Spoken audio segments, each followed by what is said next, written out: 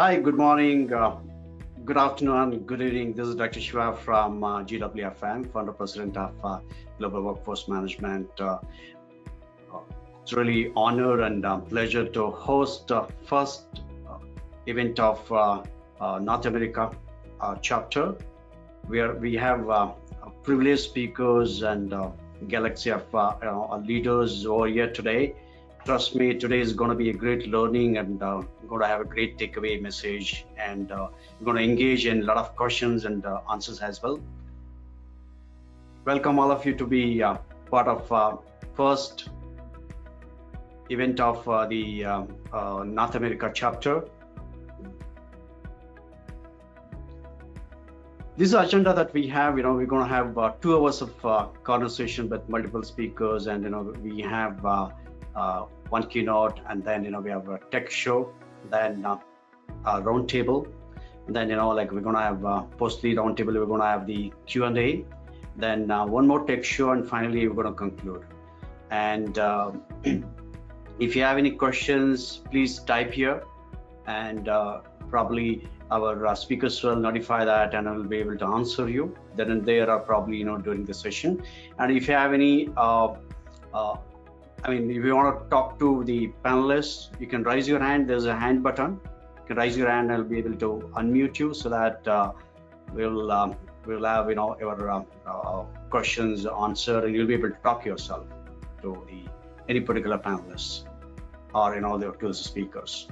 There's a flow. To begin this, let me talk about GWFM. Before this, I thought I'll just have a quick poll where want all the audience to know that whether about GWFM, Global Workforce Management, and we are around 20K members. If you could just take 20 seconds of just answering your question here, just click on the option which is given here. How do you know? How many of you know about GWFM? You just click on this. Okay, 30%, great. 56, 60, wonderful. Let's go on. Friends, go ahead and click on to the option, anything that, whether you know about us or you don't know, it's fine. Few more seconds.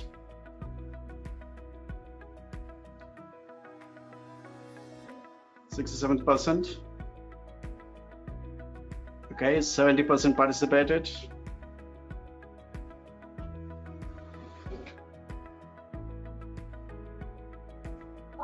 Okay.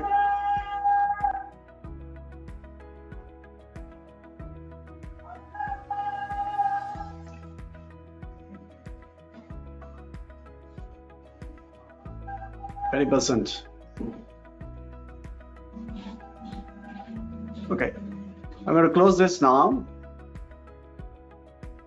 Let me take a quick walkthrough about GWFM. In fact, we have started this 5-6 years back with like-minded people like you in a B school, and we didn't know that we were going to grow big. We are 20,000 WFM professionals now across the world. We exist now we register in US, Canada, and also in India. So this is our first event as far as North America is concerned. We already have the chapters established in Manila, India, ANZ, and next month we're going to kickstart in Europe, and we are already there in Latin America. So what we do events, roundtable, webinars, international summits, and hackathons. This is our 70th event since last around 5 years. We've been doing it in multiple places, and since last 6 months has been virtual events. Otherwise, we have been doing it in a lot of places like in hotel, and in fact, a few of the landmark events that we did it, as well as international events are concerned. And we're an awarding body for the tools and best practices, and we do interviews with the CEOs and CXOs. we publish white papers, reports, and trends, and we have a magazine and newsletters. Very importantly, very soon we're going to come out of with GWFM maturity model, like the our quality standards there for the COPC, right, for operations. So for WFM, we're going to introduce WFM maturity model. This is like my patent, and this has been waiting since last 4 years. We're going to introduce this very soon. That very interestingly, GWFM has been in introducing education. First one to integrate educations with the business schools and universities. All the degree students are going to learn WFM chapters and papers. They're going to learn multiple learnings, and which is going to be integrated. Then we have the certifications, and then we have the executive program, PG program, all that. This is a career growth, which we want to help corporates and also the build huge pipeline. In fact, if you look at it, recent research says that there are 5 lakhs of WFM professionals exist worldwide, and this is a career path that we want to take them through. And recently, we have been awarding BADA, as I mentioned. These are all the companies got the best practices and also best tools award. Happy to have year on here, and a lot of companies participating. In fact, last year we had IBM, KPMG, and a couple of other companies got the best award. To just talk about we are first one to launch these educations for the universities and to the business schools, and first one to launch the hackathons. Have you heard about hackathon in WFM? Getting all the teams together and bring out with the ideas and solve the business problems using the design thinking. In fact, we have the design thinking lab. And very importantly, proud to say that we are the first one to dedicate International WFM Professionals Day. That is on 27th of June. 27th of June is an auspicious day for global people. So we thought that there is a day that we dedicate. We have been celebrating. We did last year. We celebrated with 300 people. This year with 1,500. Next year we're going to have 5,000. And then we want all the WFM professionals to join us. We are being WFM community. Let's go together. This forum and this WFM chartered body belongs to all of you friends. It doesn't belong to any of the individuals. We are creating democratic culture where all of you have to have your say here and bring out your ideas. Happy to connect. All that we want to do is professional networking, knowledge sharing platform that we want to create, and we're going to touch every WFM professional's heart and soul, and let's build professional networking and knowledge sharing platform. With this, let me not take much time about the event. Let's have this. I invite Jay Parekh, is Global WFM head of Sutherlands, to kickstart his keynote. Jay comes with 2 decades of experience, and he's been speaking in our forum, and he's on our advisory. With this, I hand over control to Jay. Jay, happy to have you, and good that we have got 150 registrations, and I see that close to 100 people who have joined us, and many people are going to join us eventually. So with this, I hand over the control to you. Let me give you the access, Jay. Yep, I can see it. Let me share my screen real quick. Not working as I expected. Give me just a minute. Absolutely. We can see your screen. Go ahead. All right, I know you guys can see double screens, but I'll go through this. Hopefully it's legible and you guys can hear me okay. So today I wanted to kind of work through a few things, right? So everybody having gone through this pandemic and going through this pandemic, throughout the world, right? It's a global event that has happened and nobody has kind of experienced before or have been through it in our kind of modern age, right? So we have to do things differently. Everybody was forced into some type of stuff. Everybody was forced into some type of change within their organization, right? One way or another. Some organizations were preparing for something that, that requires some type of shift. There are a lot of catalyst organizations that we have here, right? Uber being a great example, right? So, as a lot of the organizations that have done market-changing events, this pandemic has forced everybody to kind of reset their expectation, right? What do we need to do as an organization? How do we do it? How do we tackle what we have to, how do we come to the new norm, right? Which is kind of the theme of our session today. And that's what I'll kind of talk about at high level, right? We have a great panel interviews lined up later today or later in the event, as well as a couple of tech showcases, which is going to be, again, in large part, we want to provide visibility into what are the capabilities that's out there, what are the things that the organizations, all of us can look at, right? Where the pain points are, opportunity areas are, where you are looking through, how do I solve for this problem, whatever that might be in your organization, right? So, having everybody kind of gone through this type of visibility in their business, right? What you were doing before to what you had to go through, to move to work at home type of setup, move to, any other changes you had to go through technologically, literally shifting and shipping desktop systems or laptops to your employees, right? In India, Philippines, plus some of the geos that have not gone through as large of a work at home type of setup, right? People had to flex a lot more, right? Even more than what they are used to kind of figure out what the hell are we going to do kind of thing, right? And, a lot of those, what the hell are we going to do now, is what's going to drive a lot of the change and the paradigm shift for the organizations, right? And so, like other companies at Sutherland, right, we have gone through the same changes. And, I wanted to kind of talk through, not so much for Sutherland, but more so focus on kind of the overall conceptual thing, right, on what we are doing and what we should be doing as a workforce leaders within our organization, right? So we can thrive into the new norm, right? And I think a lot of this goes towards managing the people, process, and technology, right?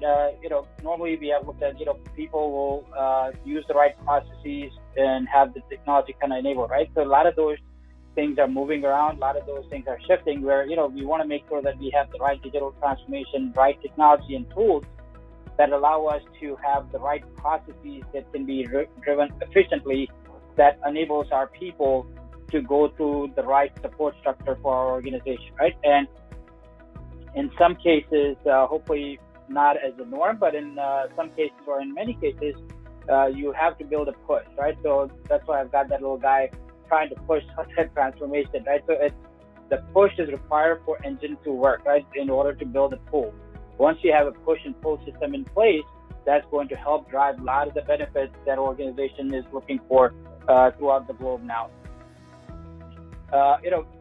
Another big thing is with those push and pull, the transformation, right? All the organizations have so many players, so many different departments, team members, they're coming into play to run one ecosystem, right? And, to drive the customer experience to employee experience, right?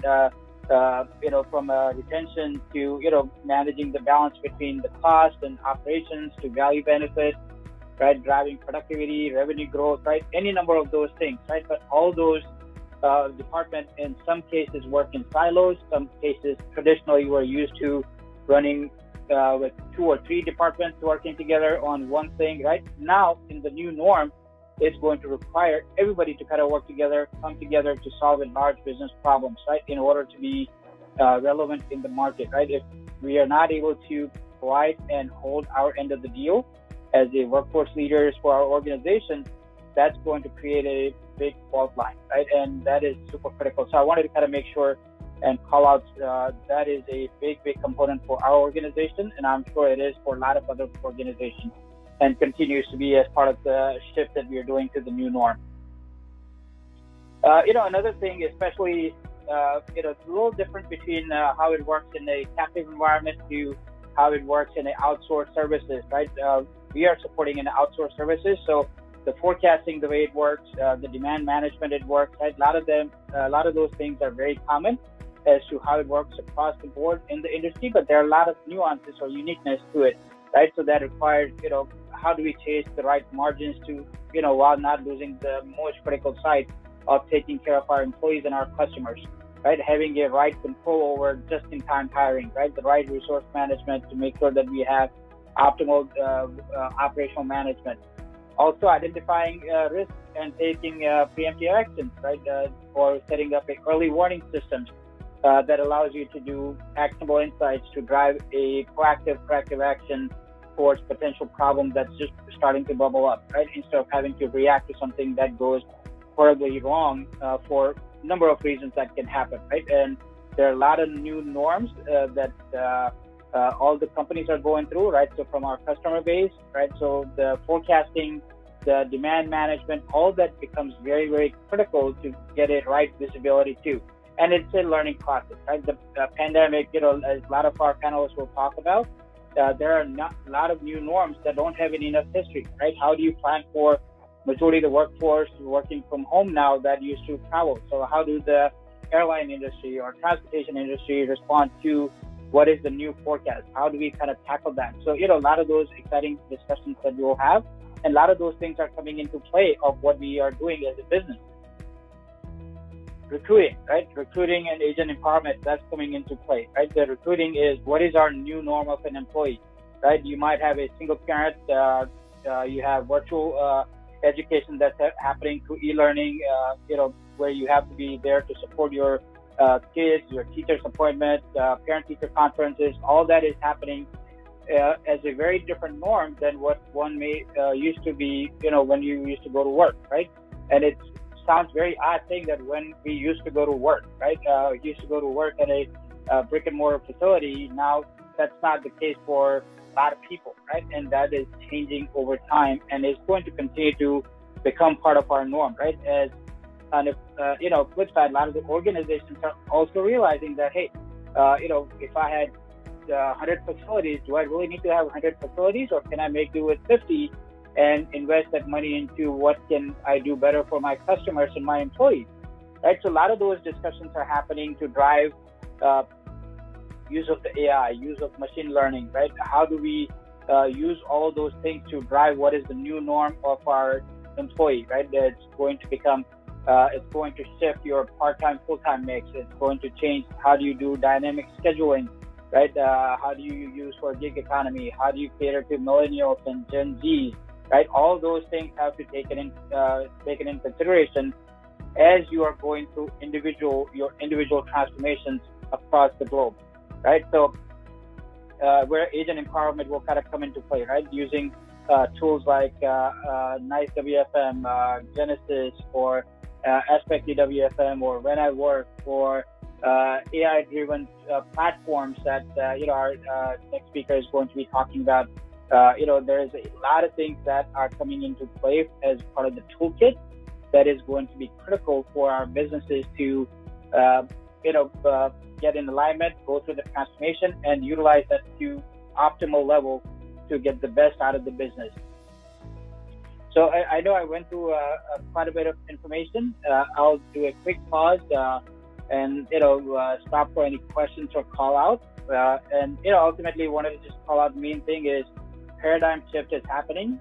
Our goal is and our opportunity is either to get on board and change with it, or at some point some things will become irrelevant, and that will include some of the businesses, right? So as a business, we don't want to become irrelevant. We want to drive the adoption. We want to drive the innovation. How do we do things differently in the new norm? So thanks, Jeff. I will turn it back over to you, sir.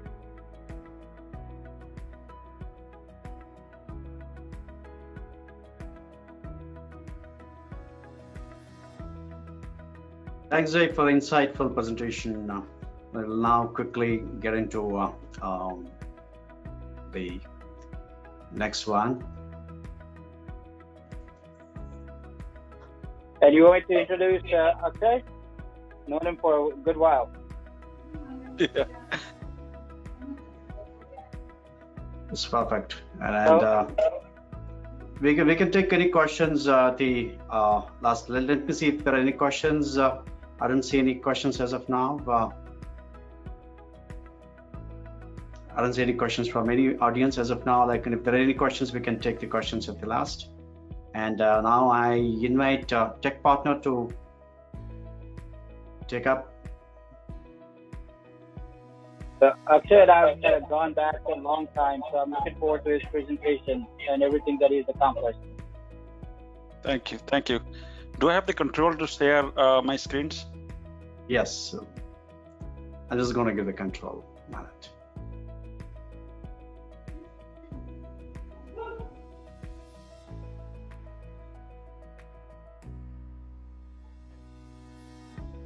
Okay. All right. Let me know. Paul, we can just go on unmute the videos. We'll come back when we have the panel discussion. Can you guys see my screen? Yes, we can. Okay. Hey guys, thanks for the opportunity. Jay, thank you. Siva, thank you for inviting me to the call. I love to kind of show you guys what we are doing here at Amplify. So for me, my name is Akshay Nanda. Can you guys see my screen, like the presentation? Yes, we can. Okay. My name is Akshay Nanda. I work as Chief Product Officer at Amplify. And my background is I have been in the call center space for 25 years. And in that 25 years, I know I have met many of you there. Last job, I was at Alorica. I ran the application development group at Alorica. And I was part of the thought leadership team over there. While at Alorica, as I said, been there for 25 years. I have a lot of insight into how the call centers are run from an operational standpoint as well. And one of the problems that most contact center have is managing the variability in performance, right? So you have a lot of agents not doing well, a lot of agents are doing average, and a lot of agents are doing extremely well. How do you normalize that? How do you manage it and make it better for our customers and our own internal operations as well? So that is the challenge that everybody deals with on a day-to-day basis. And a guy by the name of Sean Mentor, some of you may know Sean Mentor. He ran the PRC for a little bit and sold PRC to Alorica. And he saw that opportunity and started Amplify in 2016 to solve that issue, right? So we have had a pretty good success in the last few years. We have been helping a lot of customers to solve that problem. I'll kind of walk you through how we are doing it. So far, we've been in many different countries and got a lot of Fortune 500 clients using us. And what we do is we leverage AI to solve that challenge that is that most companies are solving using resources, using human and a lot of reporting and dashboarding and all that, and we are leveraging AI to solve that. So if you see the contact center today, a lot of the calls, a lot of these simple call types are being automated by chatbot or IVR or RPA or RDA or something like that, and the agents continue to get the most complex calls, and we have to figure out a way to make the job easier for them, right? So as it is becoming complex, what can we do to make it easier and have them become more effective is what our product does. And what we believe that the contact center have lots of data. They have lots of dashboard, lots of scorecards, lots of reporting, and to identify the exact issue that you need to solve, you need lots of resources in looking at these reports, running one report against another to figure out who is doing well in different KPI and all that. So as we become more omni-channel contact center and jobs are getting harder, it's becoming more and more complex to solve those kind of issues. That's where Amplify would come in and help you using AI to automate a lot of these tasks. So what we do today is we understand, using AI, we understand what are the different issues that the contact center is having on a daily basis, and we generate these actions, and ultimately once you take these actions, you get better results and improve your KPIs around the board. So when you look at the contact center today, we bring in all that data. What we do is we take that data and build a bell curve. The bell curve on the left is something that we generate as we ingest the data. And if you assume each of these dots is an agent, you end up with a portion of the agents that are doing well. A lot of them are on average, and a lot of them not doing well. So what our technology does is, over time, it will help you to move the average to more green, and reduce your average number, and also will reduce the people that are not doing well. I'll kind of walk you through how we do that. Hopefully I'll have some chance in future to get you a demo of how we have been doing those and solving that issue for many companies. Today we work with a lot of Fortune 500 companies, as I said, and these are a sample of our customers. And many of them work with BPOs, and we work with them in their captive call centers, and they are in many different verticals, as you see, retail, telecom, healthcare, financial vertical, and also a lot of the BPOs are starting to use us. I just don't want to talk about the volume of work we have, but some of them are solely depending on us to solve their issue as well. So this technology continues to get momentum, and we continue to help companies to improve those productivity issues. And in contact centers, as you know, there are many different call types, and we have got the system built in a vertical way, so that it's a kind of plug and play for many verticals. That we look at your vertical, different KPIs that you are struggling, and we can, take some of the models that we have been building over time and deploy those for you, and get you up and running in as little as 60 days. So the other thing we have done is, when we looked at the data set that every contact center is dealing with, it's coming from many different partners. It's coming from companies like Avaya, Cisco, Genesys, or NICE, or Verint, many different platforms, many disparate platforms. And what we saw that IT is busy in solving a lot of different issues, and a lot of the times, you struggle in getting IT to do something for you. So what we have done is we have built a relationship with a lot of these companies, and have built APIs that will help us ingest the data very quickly, as opposed to rebuilding from scratch for every one of the company that we deal with. So the way our technology works is we would come in and we look at all the different platforms that you are using. You are probably using a mix of the platforms at the top, right? As I showed in the previous slide. We would bring in that data, and we would build something called persona model. So the persona model is built based on your high performers, and we look at how they are doing on different KPIs. And what we do is we use workflows and automated actions to move the average and low performers to high performer category. And they could be in doing some coaching action, doing some learning, sending some micro learnings, or sending some nudges to agents on what they should be doing, what they should not be doing, or could be your call routing to different agents based on their skills and all that.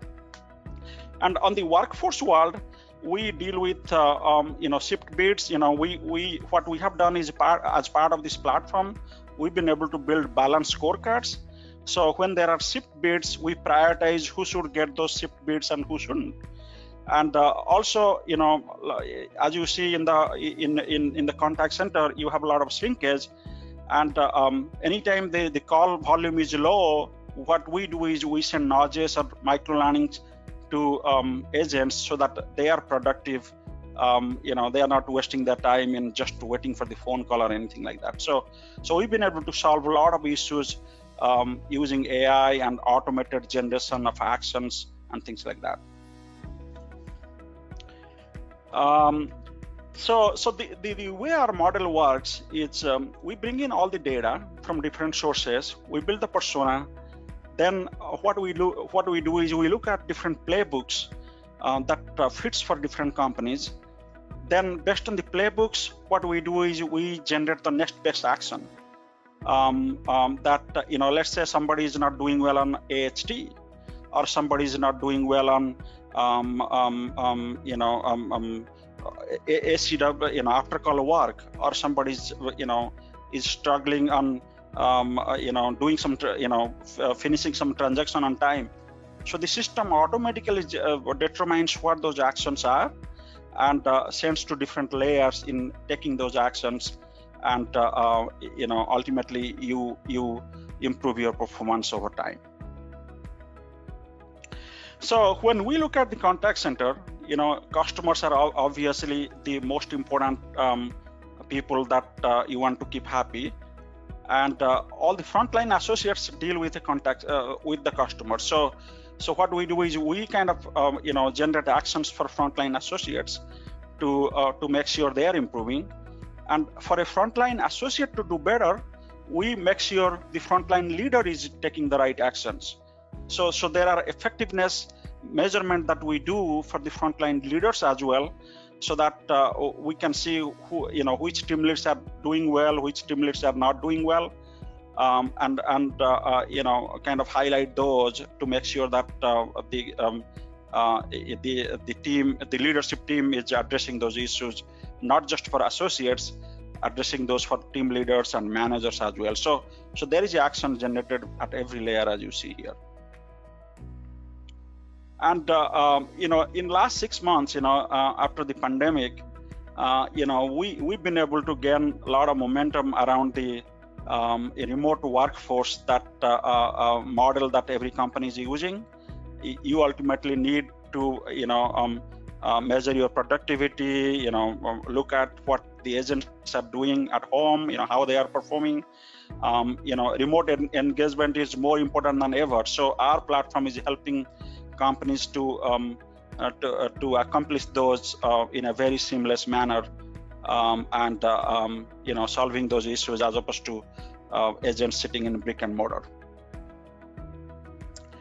So very quickly, this is kind of in a one pager of how we solve things. We get your data, we build personas. This is a patented platform recommendation engine that takes a lot of these actions, and ultimately, those actions are driven automatically as well as on a on-demand basis to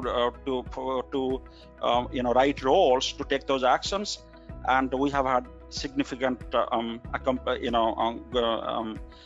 improvement in many different KPIs. So that's in nutshell on what we do at Amplify. Hopefully, we should able to demo the system for you in next call or the few calls down the road. But again, I thank you for giving us the opportunity to introduce Amplify to your team. Thank you, Anand. Thank you, Anand, for very nice presentation about your product and product show. Thank you for taking time to join us. Mohan now. Thank you, Shiva. We move on to the core component of what we said this roundtable was going to be about. Yes, I'm just getting there. Oh, sorry, go ahead.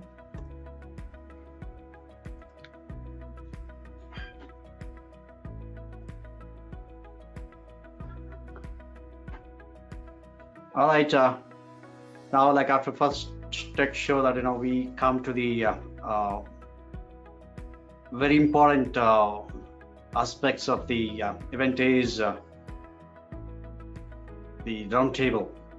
We have very eminent speakers out here, and we have a very interesting person and thought leader who's going to take this moderation forward and just introduce Sridhar. Sridhar heads the global WFM and also COE of TCS. To assist him, we have very eminent speakers from top multinationals. I'll just can we have all of you on the screen, please? May I invite Mohit from Tuskers, and Melissa from TELUS. Can we have you, Melissa, on the screen? And then we'll invite Shivani from AG. Can we have you on the screen, Shivani? And then we have Paul already from NICE. Okay. Then Romero. Can we have you? And then we have Grant. Can we have you on the screen, Grant? All right. With this, I have this control. Over to you, Sridhar.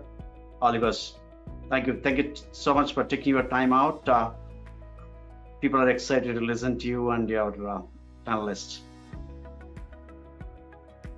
Thanks, Shiva. And I actually want to thank the rest of the folks here, Melissa, Shivani, Grant, Mohit, Paul, and Ramiro. Ramiro, unfortunately, has not been able to get onto the video. However, we have him on audio. Ramiro, you're there, right? Yes, I am. Hello, everyone. Great. So to kickstart this, thanks everybody, and thanks for being here. Having moved away from the traditional desk at work, the new normal is about Wi-Fi, couch, and coffee, maybe beer or Mai Tais. We really lost the personal connect with peers, having lost the monotony with breaks taken with your herd, having been freed up from the constantly under observation office environment, having gained the advantage of needing to change out of sweatpants and having to commute. This has actually returned some hours back in the day. And in the extreme case, it's actually taken more hours into the work. With some of us who are reeling under the fear of missing out, and some are really joyous about the missing out. Don't have much to say. TCS, where I work, has launched a 25-25. We are very clear that the pandemic brought about an opportunity, which is saying that by the year 2025, we'll not have more than 25% workforce actually operating from office anymore. It could be home, it could be remote works. Let's see how it shapes out. I'm looking more forward to the beaches and the mountains. But that's about where we are. To really kickstart this one, I'm going to really be inviting Ramiro to speak on this employee connectedness. We are separated from our teams, or are we really, considering that I have actually developed higher personal connection with some of my office mates, which would not have been possible if everyone was in office. How are we staying connected through this new normal? That's the question. That's the driving point. Ramiro, all yours. So how are we staying connected? I mean, it's really more about that virtual water cooler, right? Since we're moving from the brick and mortar to home, it's really leveraging the technology that's out there. More video meetings, utilizing technologies such as Zoom or GoToMeeting, and turning on that camera, which unfortunately, ironically, mine's not working right now, but turning on that camera and having that virtual face-to-face and keeping in contact. One thing that my organization has found is that we have to find that balance.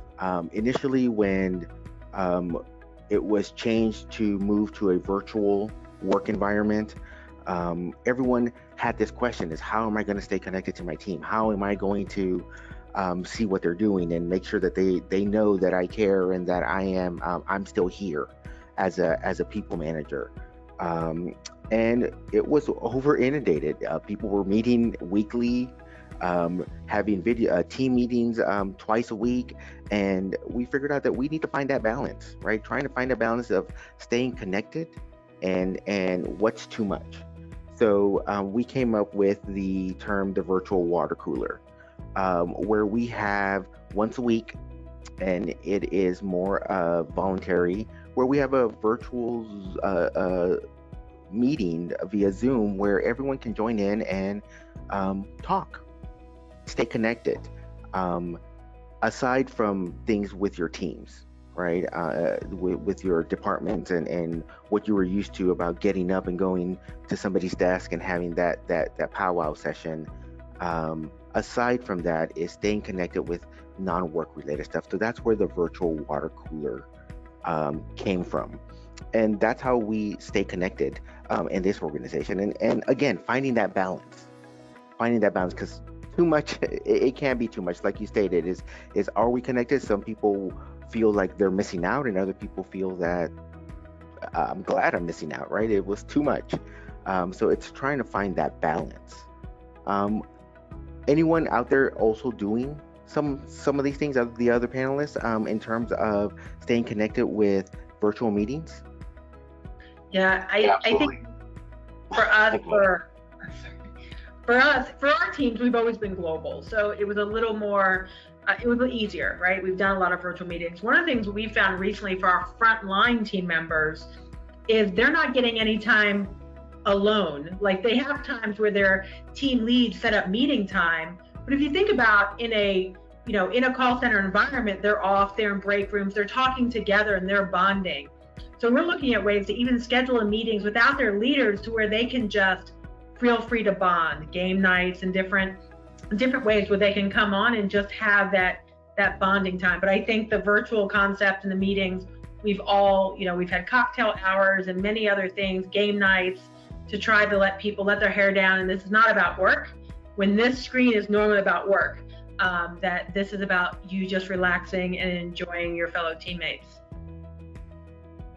Yeah, I think we've seen the same thing, at PwC when COVID first started and everyone got sent home. There was we went through that curve that I think many of us have, where it was all about checking in. Is everybody okay? Is everybody okay? And then it was, it shifted to, how are we going to work in this environment until things go back to normal, to, oh, this is normal. and we sort of dialed back now on the check-ins, and we're really focused on getting back to work. Yep, and we also went through that, and like I mentioned at the beginning, everybody was checking in with everybody weekly, and now, again, we're back to the, is anybody going to check on me?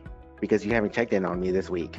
So it's a roller coaster ride of that. So it's just trying to find that balance of staying connected. What we found also, not only from the frontline folks, is also the people managers, is helping some of those people managers manage virtually. Now, the organization was not very virtual. It's a small organization, so most people, you would see them every day. So now moving from managing face-to-face to managing virtually was a shift for our people managers. One thing that we implemented was a people manager forum that we used to have quarterly, kind of in person. It's now monthly, where you come to the forum with, how do you do this? What have you guys done in terms of this? And for our people managers virtually managing. Any insight on that from the other organizations? I can share some of the things we are doing here, and then I think everyone is probably sharing the same sentiments across the board, that we're trying to strike a balance, right?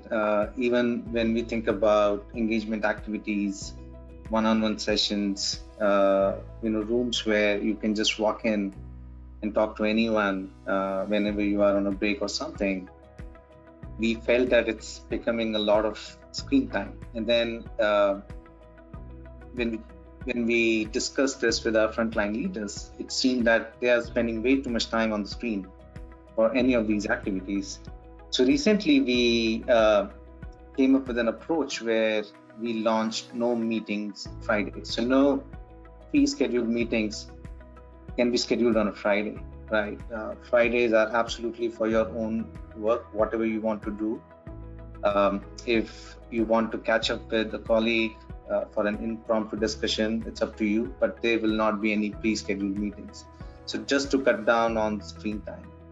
We also realized that while at a team level, there are a lot of engagement activities, but for our frontline, the connect that they used to have with senior leaders in the organization, where these leaders will, usually would go to the sites, meet with them in person, that was missing. So we recently launched Connect 15, where a senior leader in the organization is going to be paired up with 3 or 4 individuals, and on an ad hoc basis. No one would know who they're going to meet with, and they will just show up, have an impromptu discussion, introduction, what's going on, and that's about it, 15 minutes.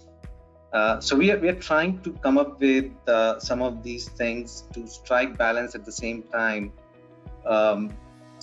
make it more meaningful for the frontline. So these are a couple of things that we just recently launched. Another focus area for us to ensure we have enough work-life balance is, apart from no Friday meetings, no chats, hangouts on weekends, right? The only thing you can do is email. So we are encouraging everyone to follow that, so that no one is receiving any hangout messages when they are enjoying their weekend. Yes, you can clear up your emails if you want to, but no messaging. So those are some of the things that we're trying to focus on now. Great points, Mohit. And I'd like to add one of the things that we're trying right now in our organization. So it's a small step, but I hope in the right direction. So we know that our calendars are packed. Knowing that we're all working from home, there is a certain assumption that we are also available more, right? We're not spending as much time commuting. So what we have tried to do is to limit the maximum duration of any meeting to 45 minutes instead of an hour. So what that does is it helps you some amount of transition time between one meeting and the other. Right. I think we've also realized that it's making meetings more efficient, because people are getting time to prep before they hop onto the next meeting, rather than just hop, skip, jump from one meeting to the other. So that's something that we have very, very recently implemented, and we are seeing good results in terms of people not being as burnt out and not coming out in the meetings, somewhat hassled. So there is some method to the madness there. In addition, so this is more from a support standpoint, right, leadership standpoint, that we have tried to implement this. But for agent groups, what we have tried to do is implement something like wellness checks, and we are scheduling them. These are not anything related to performance. These are just sessions that we are scheduling from workforce side between a supervisor and an advisor at predetermined interval, where they just check on the well-being, any personal issues that an agent may have, anything that specific to how their shifts are being planned, any feedback that they have that they can take back to the workforce team and customize in order to improve the shrinkage. So that is something that's over and above the usual meetings and coachings that workforce generally schedules for, and again, the feedback has been extremely positive on that side. Absolutely, and then you brought a valid point about meetings, right? We jump from one to another at times. We don't really have breaks in between. The other piece on that we are also looking into is, the number of participants, right? Like, do we really need so many individuals on a call, right? We tend to, organize calls with 15, 20 participants, and usually you'll see that 5 or 6 of them are most involved, and it seems like between those 5, 6 or 10 participants, the decision could have been easily made. So that's another piece we are looking at, as we felt that there is an opportunity to reduce the meeting time at an overall level. Yeah, I would say too at PwC we're doing some combination of those things. We've cut meeting times by 25% generally across the boards. Fridays we still have meetings, but it's cameras off day, and we have a standing series of meetings throughout the week that are literally called "Do Your Work at Work," and you don't overlay meetings to the extent possible in that time, so you have time to do things. all very effective.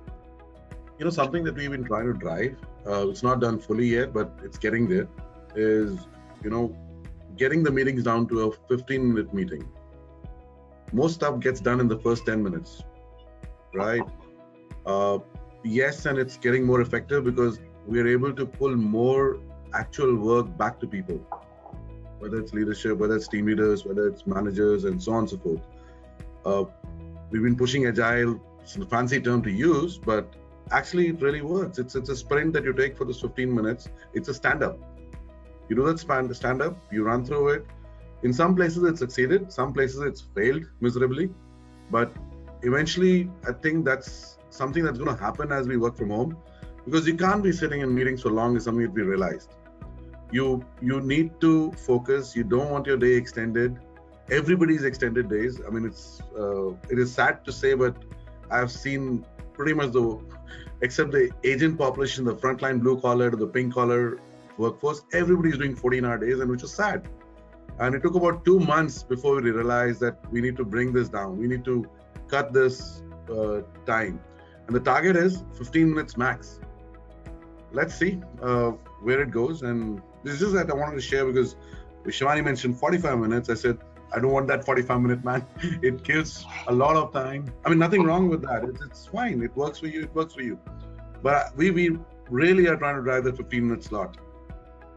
Sridhar, that's really interesting. So have you seen, because I'm just thinking, you know, when you cut it down to 15 minutes, it also brings in that urgency to quickly come to the point, close it quickly because everyone knows it's only 15 minutes. Have you seen that shift? Nobody gets late. You know, 15 minutes means everybody is there on the dot.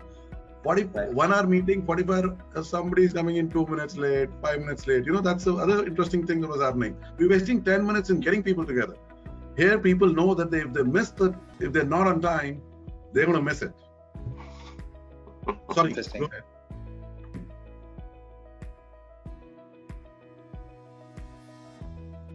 I think that was an interesting round, and you know, some points came out. I'm not doing a synopsis, keeping a time check in mind. I'm really going to move on to saying, you know, what else has changed? You know, it is the employee centricity, employee connectedness that really drives business. You know, we used to run teams together. However, how has productivity increased or decreased, or did it go through an initial dip or spike to pan out? And is there a new benchmark that we are seeing? You know, I'm going to pointedly put it at Melissa. Melissa, all yours. Thank you so much. Yeah, I think for us, it's been interesting. When we first went at home, the day on my calendar is March 17th, right? That was the day my first site closed. A lot of the productivity loss was lost because there were a lot of IT challenges, right? We couldn't tell if they were really set up, the Wi-Fi was working. So as we tracked the productivity, it was hard to measure. Once we got all of that worked out, we were measuring initially against pre-COVID, right? All of our productivity we looked at, whether it was from our TPH or whether we had access to the ACD switch, we were looking at what they did before and what they did now. And we saw it shift. At first, we did see a positive shift in productivity. Then we also saw the type of interactions they were taking were shifting. So it became harder and harder to measure productivity when our population of work drastically changed, right? The type of work that's still around versus the simpler tickets. So I think now it has leveled out. What we're doing is we're always comparing pre-COVID and also comparing our 5-week trend. So now that we're not having massive shifts back and forth, I still think we have a challenge of not knowing it all. You know, many of us worked for organizations with work from home before. And when someone went home before, they were tested. They were tenured employees. They had the, you know, really good stats. And then we sent them home. And if they did not succeed, we told them they had to come back to work. So that was the model for call center. There's none of that now. They can't come back to work, and they're used to having the check-in. So for us, our challenge with productivity hasn't been much around the metric, as much as how do we help the TLs, the team leads in our organization, really track that performance and coach virtually. Say it's easy for us, because if we've been in this environment, We have people who are now sitting at home that we probably would have never sent home. And also, they don't have work from home set up. Many of us are in our own office right now. We have team members who are literally work from home in our companies, in shared rooms, not in the most ideal situations. So we're trying to measure all that in and understand they have those challenges. As I do start to see even absenteeism start to creep back up, productivity starts to creep, getting back to the norm, we also have to layer in the extra. I love some of you talked about how you have free floating break times for frontline team members. We don't really have that luxury in many of our programs. So they really do need to be on when they're on. And we also, don't have cameras, don't have everything set up we would have. So we try to look at that productivity, not only at adherence, but the amount of work they're getting done, and is the work changing? And so I think it's challenging, but I do feel we are going to see it drop to a norm, even if we're seeing higher numbers now. You're saying you're actually seen an increase in productivity through COVID? Is that within the first couple months? Definitely. People are excited to be at home, right? They want to show how productive they are.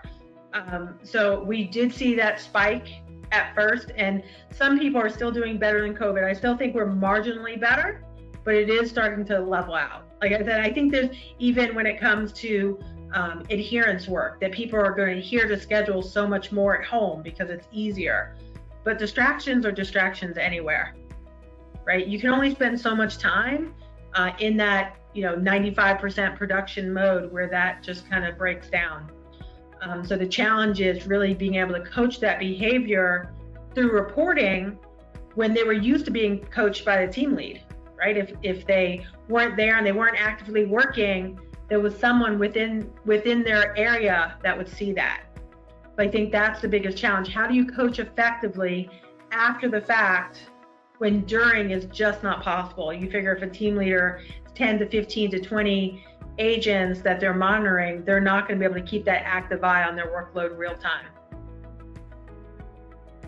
Absolutely, Vanessa. And when you think about all these environmental challenges which are not in control, right? Like in Asian countries, you have power outages, low bandwidth, internet bandwidth.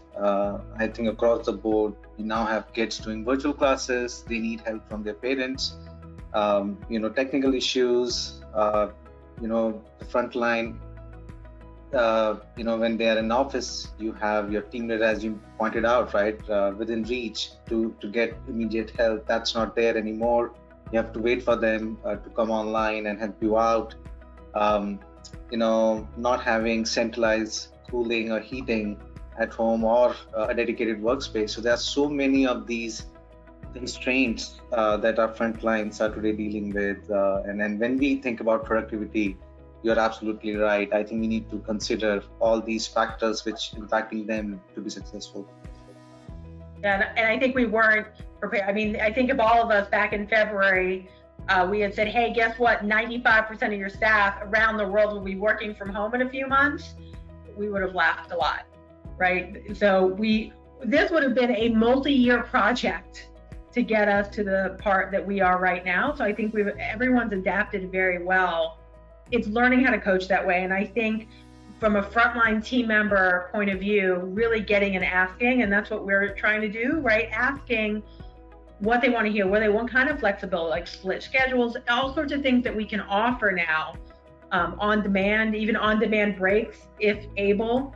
We have the ability to be more flexible. We just have to catch up. And we have almost found we've from technology, because a lot of our workforce systems were all automated. Well, in some countries, you couldn't tell from one day to another whether they could come to work or not.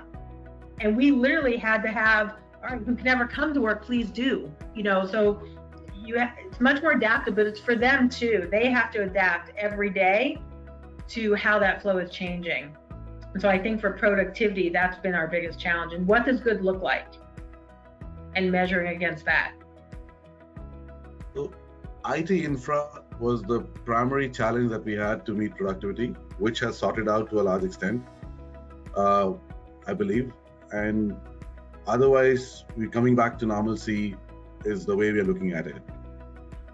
However, my view is that we actually have had an increase in productivity to the extent that some of our customers, our outsourced customers, say, I don't want to come back to office full force anymore.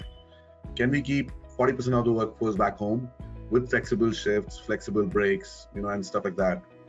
So that's where the productivity gain is coming, because the way we are working is changing. The way we are operating is changing. That's what we've seen. Grant's thinking something. I'm going to really let Grant go have a go at that. How could you tell that? The smoke must have been coming out of my ears. I was thinking in some ways, PwC had a little bit of an opposite problem, which is, as there was this pause in our clients' work, right? Well, they were all trying to regroup and figure out what to do. It created a situation where, you have capacity now, untapped capacity, right? And we're fortunate enough to be in a position where our U.S. chairman, Tim Ryan, was able to come out and say, look, we're not, other than normal, performance issues, we're not letting anybody go, but we're going to use this time to consider, what do we do? Our digital offerings, our accelerators, and cross-skilling and upskilling. And so, it was less about how do you make sure that people are as productive as they were before, and more about how do you fill some of their time now when we don't necessarily have, client billable work to do things that we wished we could always do, but we never had the time, right? And to harness all of that capacity, and it's really taken off, and we were able to do quite a bit. And now, as the the work is kind of filling up our day again, we're in a better position actually because of that to respond.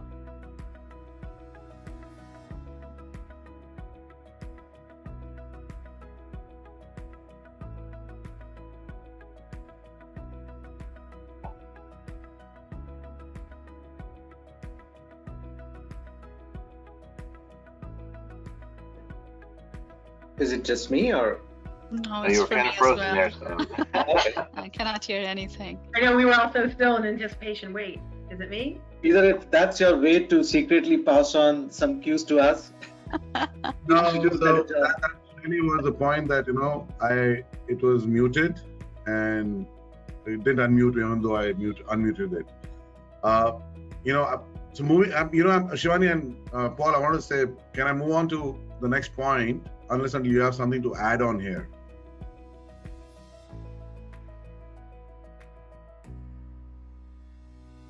Yeah, let's move on, I think. Let's move on.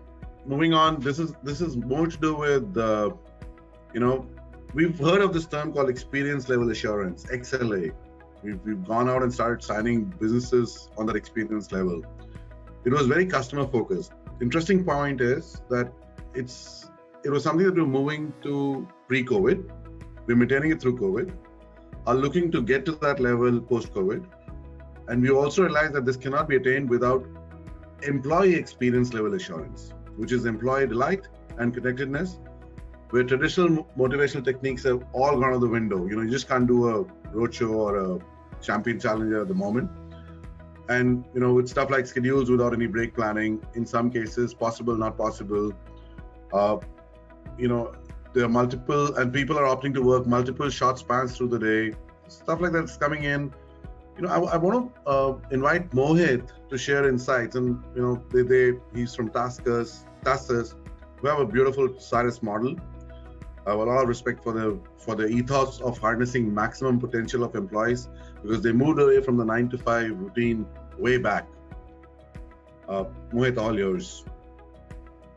Yeah, Sridhar, great point, right? Like, how do you keep employees connected or motivated, right? How can they be committed to the overall objective, right? To the organization. And while we want the employees to stay committed to the organization, to their customers, I think it's really important for organizations also to stay committed, right? To ensure that they're taking really good care of them and their well-being. And this came out really clearly, right, in the COVID situation, when we had to quickly move to shut down sites, move employees to work from home. How organizations reacted is something employees took clear note of, right? And speaking from my experience here at TaskUs, the day Philippines government announced we are going to go into lockdown, we immediately closed all our sites, asked all the employees to go back home, and for the next few days we ensure that all of them get their PCs, activities, they're back online. And not just in Philippines, we started moving employees all across the globe to work from home, even though those countries hadn't announced the lockdown yet. This proactiveness in terms of ensuring that all of our employees are safe, they're back to their home, was well received within the organization. Employees were really appreciative of the fact that we moved so fast in shutting down the centers and did everything, ensuring they are back online in no time. In fact, recently our CEO Bryce announced that we are going to stay work from home until end of this year, and we are going to evaluate it later on, because at this stage we're really not sure how safe it is to even move back to the office. So these are the things that helps employees to increase their trust in the organizations, right, beyond everything else, because this is the time when they want to make sure that the organizations are taking care of them. When we talk about engagement, when we talk about communication, everyone is working from home. They're so disconnected from the rest of the organization, from the rest of the world. It's really important to have a strategy in place where you are optimizing the flow of information to all of the employees, ensuring that there is not an overload, so that critical information is not missed out in a sea of emails that you're sending out. Everyone is receiving information at the same time, and the flow is coming all the way from the executive level down to the team management level. We also, and I think Sridhar, you touched upon this, and Melissa, you were talking about it, like in this situation, when you think about the change in situation at the home front, when everyone is struggling to maintain balance between work life and home life, what can, from a workforce management standpoint, we can do to help them with flexibility, right? Scheduling flexibility. Sridhar, you were mentioning about no breaks, right? Let them decide on their breaks. So those are the things which from a workforce management standpoint, we need to take care of. So those are some of my thoughts, which I feel where we should be focusing, and we are focusing to ensure we keep the employees engaged and connected with what we're trying to do. Thoughts?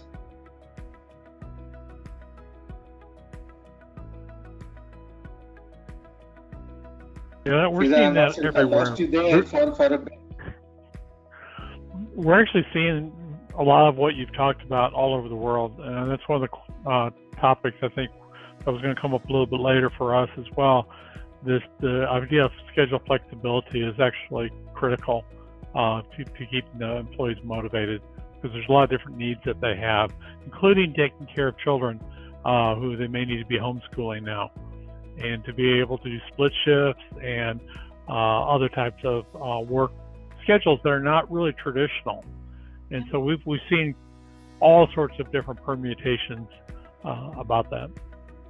Absolutely. And then I know we were talking about it earlier that shifts which were preferred earlier are no longer preferred shifts, because that's the time probably the kids need most of their help with virtual learning, etc. So it's shifting.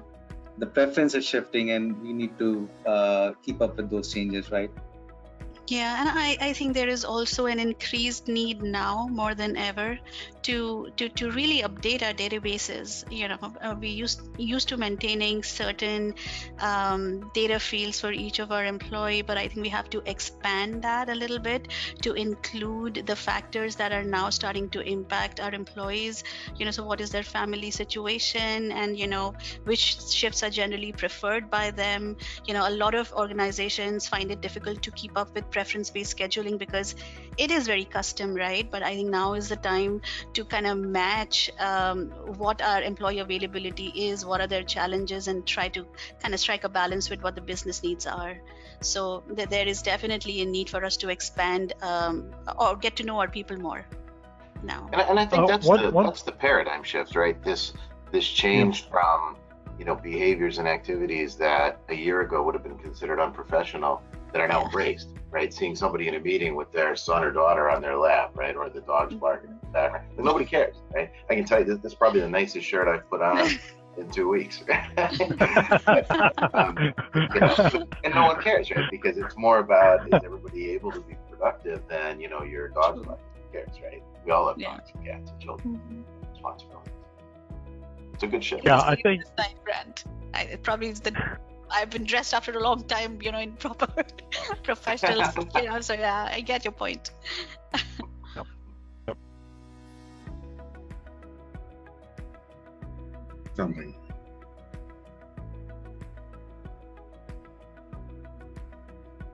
All right.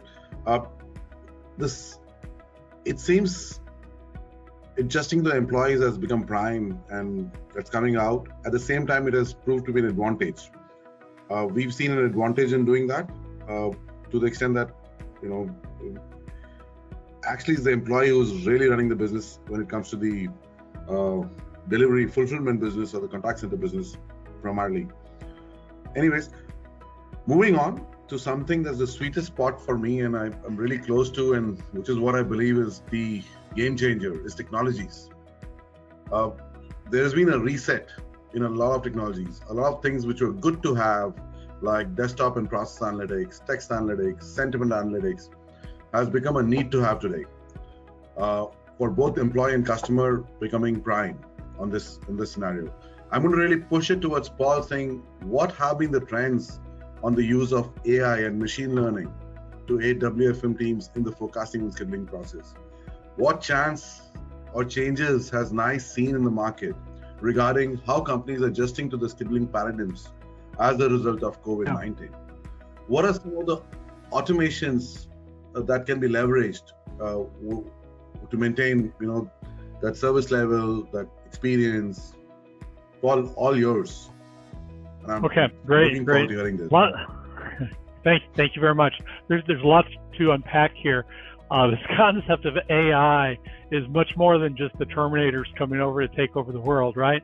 It's leveraging all this increased power that we have, computing power, to leverage large amount of data to come up with more accurate information for us to make decisions. So it comes about in several areas. The first that comes to mind is with forecasting. Historically, workforce management used weighted moving averages. Everybody knows that. It's been that way for 30 years.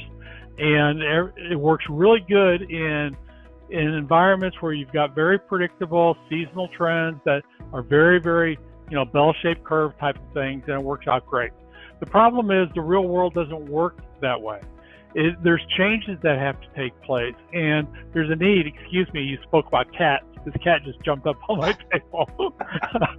But there's a need to be able to handle different types of patterns, and for the computers to be able to recognize that there's a different pattern that may not be visibly, that we may not be able to see with our own eyes. So we need the computer to be able to run through multiple algorithms. For example, some technologies, such as the one NICE uses, we go through 46 different algorithms and determine the MAPI score for each one of those, and determine what is providing the most accurate forecast possible. Because without that accurate forecast, you have no place to start. So once you get that, you get the requirement figured out. The next area that I'm seeing AI come about is on this area of machine learning.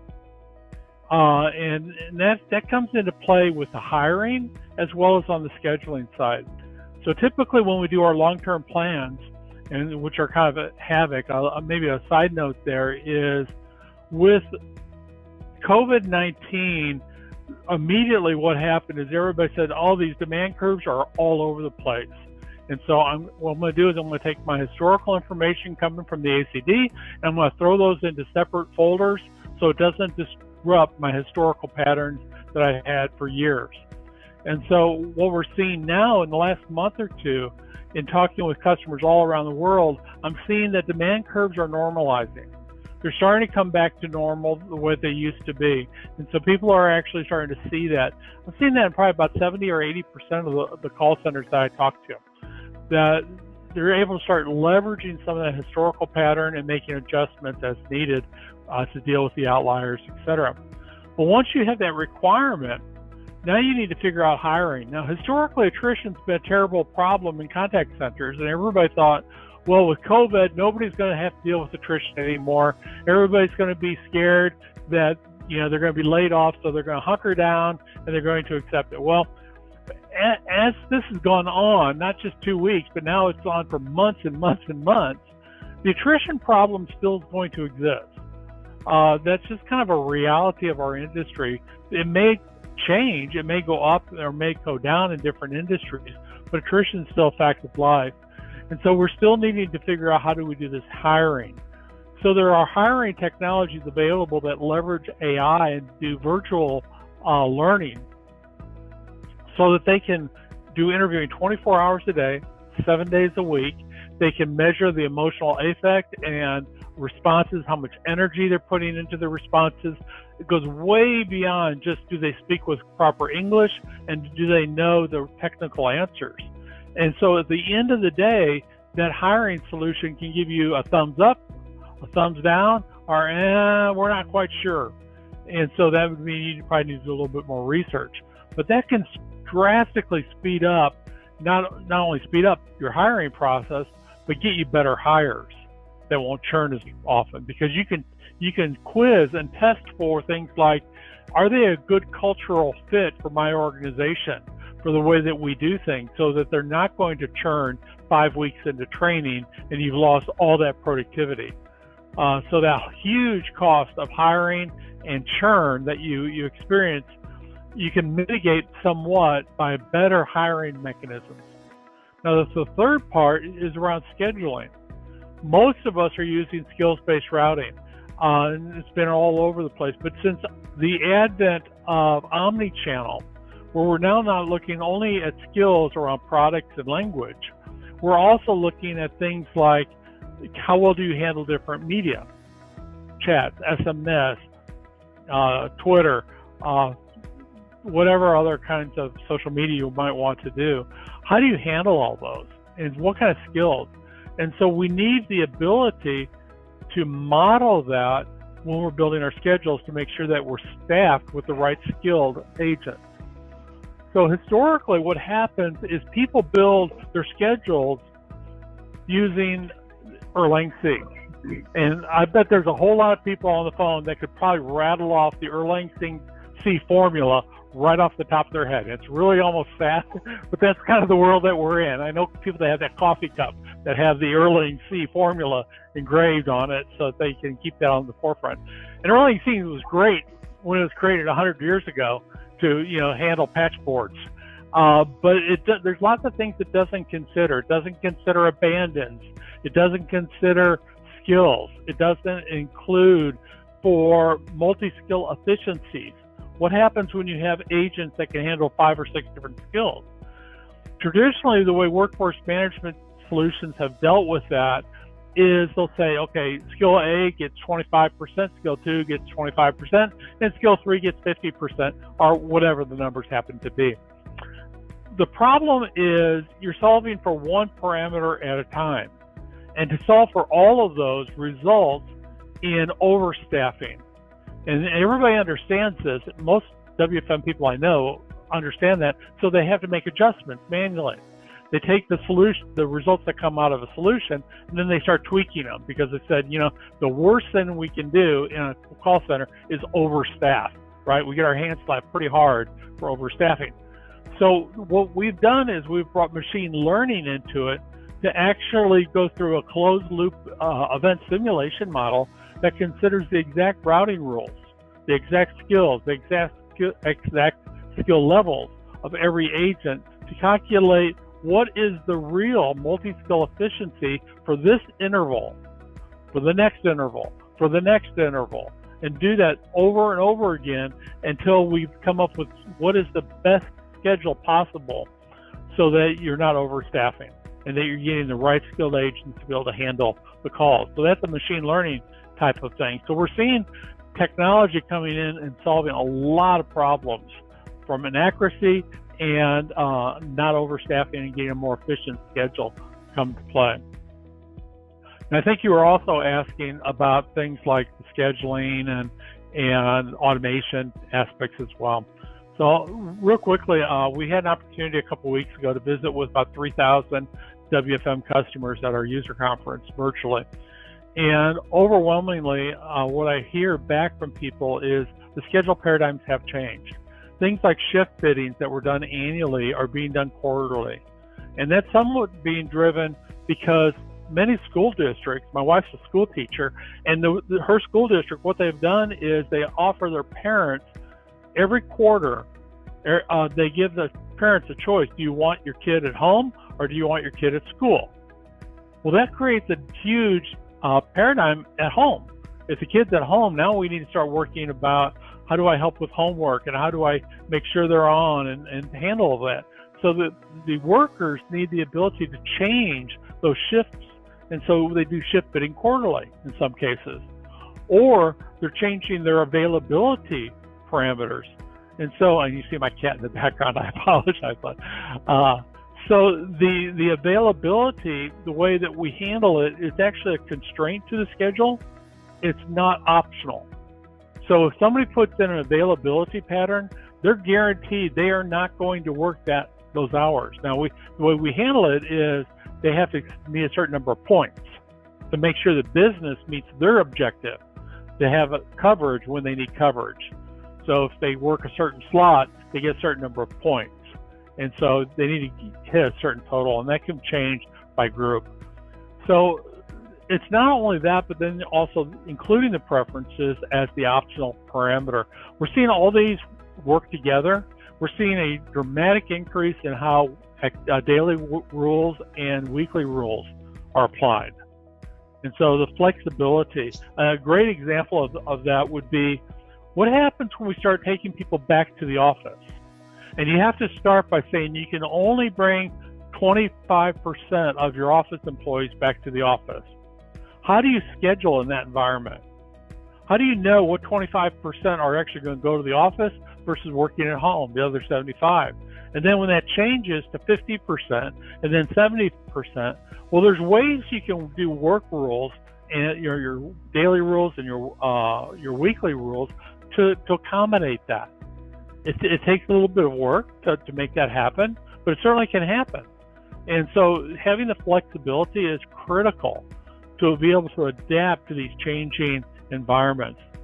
And the last thing I'll mention is you were talking about automation, that in this world of COVID, changes happen. We do our best to create our schedules based on good forecasts, but the day comes and things change. Kids come down sick, chicken pox hits or whatever, and things happen. So the ability to respond quickly to changes has become exponentially more important. So what we have done is we have the ability to constantly monitor by skill group and by interval, to monitor the net staffing model that's going on intraday, and then automatically fix overs and unders based on your rules. So there's a rules engine, that's the intelligence part of it, that is constantly monitoring all the different queues. And so it can go and say, hey, we're overstaffed in this area, so let's proactively look at what agents have said they like to get notifications for VTO. So we offer VTO to those people. Or if it's an under situation, we look at those people with the right skill set for that queue that have also said, you know what, I like to get extra hours. And we proactively reach out, and we do that continually.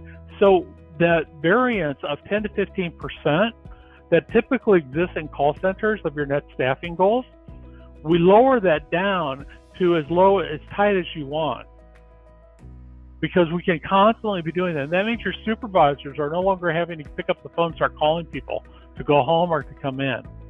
So that kind of automation exists in several areas within the solution. But I think, what I'd love to do is hear how some other people are handling the automation and these change requests with other within their call centers. Paul, you spoke a lot about staffing. We have employee engagement manager, which helps me do a lot of that stuff and I can put it on top of any LIFM system. But it's not really about staffing that we are looking at. Technologies today, the way we are looking at leveraging is the outcome. I need to be able to say, what is my NPS going to be at this time? What kind of precision routing am I going to use to deflect a channel or a contact? I'm forecasting is not done on ACD for me. Some of my biggest clients, they don't do forecasting of ACD data anymore. They're doing it purely of speech analytics and text analytics, because I get much better visibility on AHT through the day. What is really going to be the type of call that's going to be coming in, or my workload that's going to come in. That's where the shift is happening. WFM became WFO, WEM. And we are really looking at saying, how do I say at this particular time, I may have so many sales happening, or what is my revenue going to be, or how many dollars are going to get collected, or what is my NPS going to be? What is my retention going to be?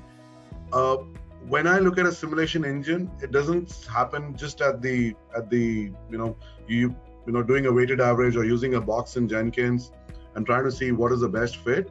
It is a layer on top. It's the layer on top that we're really looking at.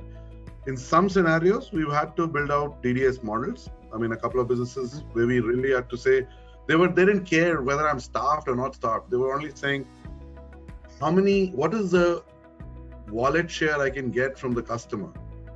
And that starts from WFM. We don't plan for today. We plan for what is the site. When you launch a credit card, let me do a paradigm shift.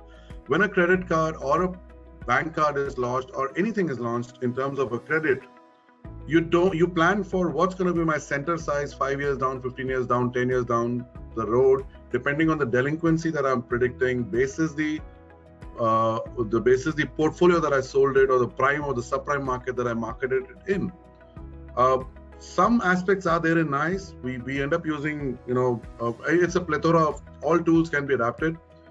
You have to build out some APIs on top of it, some more connectors on top of it to see what is the outcome you want to drive. It may be customized, it can be generic. It is no more staffing. That's the way we are looking at it. It's no more staffing. It's about saying, what's my earnings before income tax? What's my customer goal? Is that getting achieved? It's just a thought. That's where technology is, where we are looking at, and those are exciting. Mm-hmm. Yeah, I think you're right. I think a lot of our history of workforce management is a bit about predictive. Predict, don't react. But now it really has shifted to reactive of what's going on now and giving the team members the ability to schedule. So I know for us, we're doing a lot of investment in mobile apps, right? How can we get it in their hands? How can we push out an on-demand need? We need you now, log in, because they are at home. We're walking into the other room, because things are shifting so quickly that any of the trends that we saw, even seasonal trends with people working from home now, a lot of that is gone, depending on which client. And so having that ability to be adaptive as quick as possible and meeting the needs of your team member. So giving them the ability to work when they can as much as possible within the restrictive environments of your country, right? So, we operate in 20 countries. Some countries can be more flexible than others, but really pushing that envelope of how much flexibility you can put in the hands of that team member to meet the needs of that client is the new paradigm. No, I totally get what you're saying, Melissa. And suffice to say, we are deep in investigations on how to solve that. Because the ability for your employees to set their own schedules sounds great. There's a lot of business needs that still need to be considered. And so it's a quite complicated scenario, one that we have data researchers working on to figure out how to best respond to that.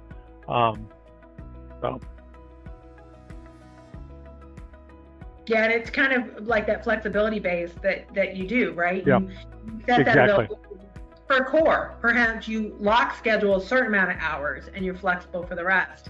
But I think that's going to be more and more our pressure point of how quick we can adapt to these changes. Yep.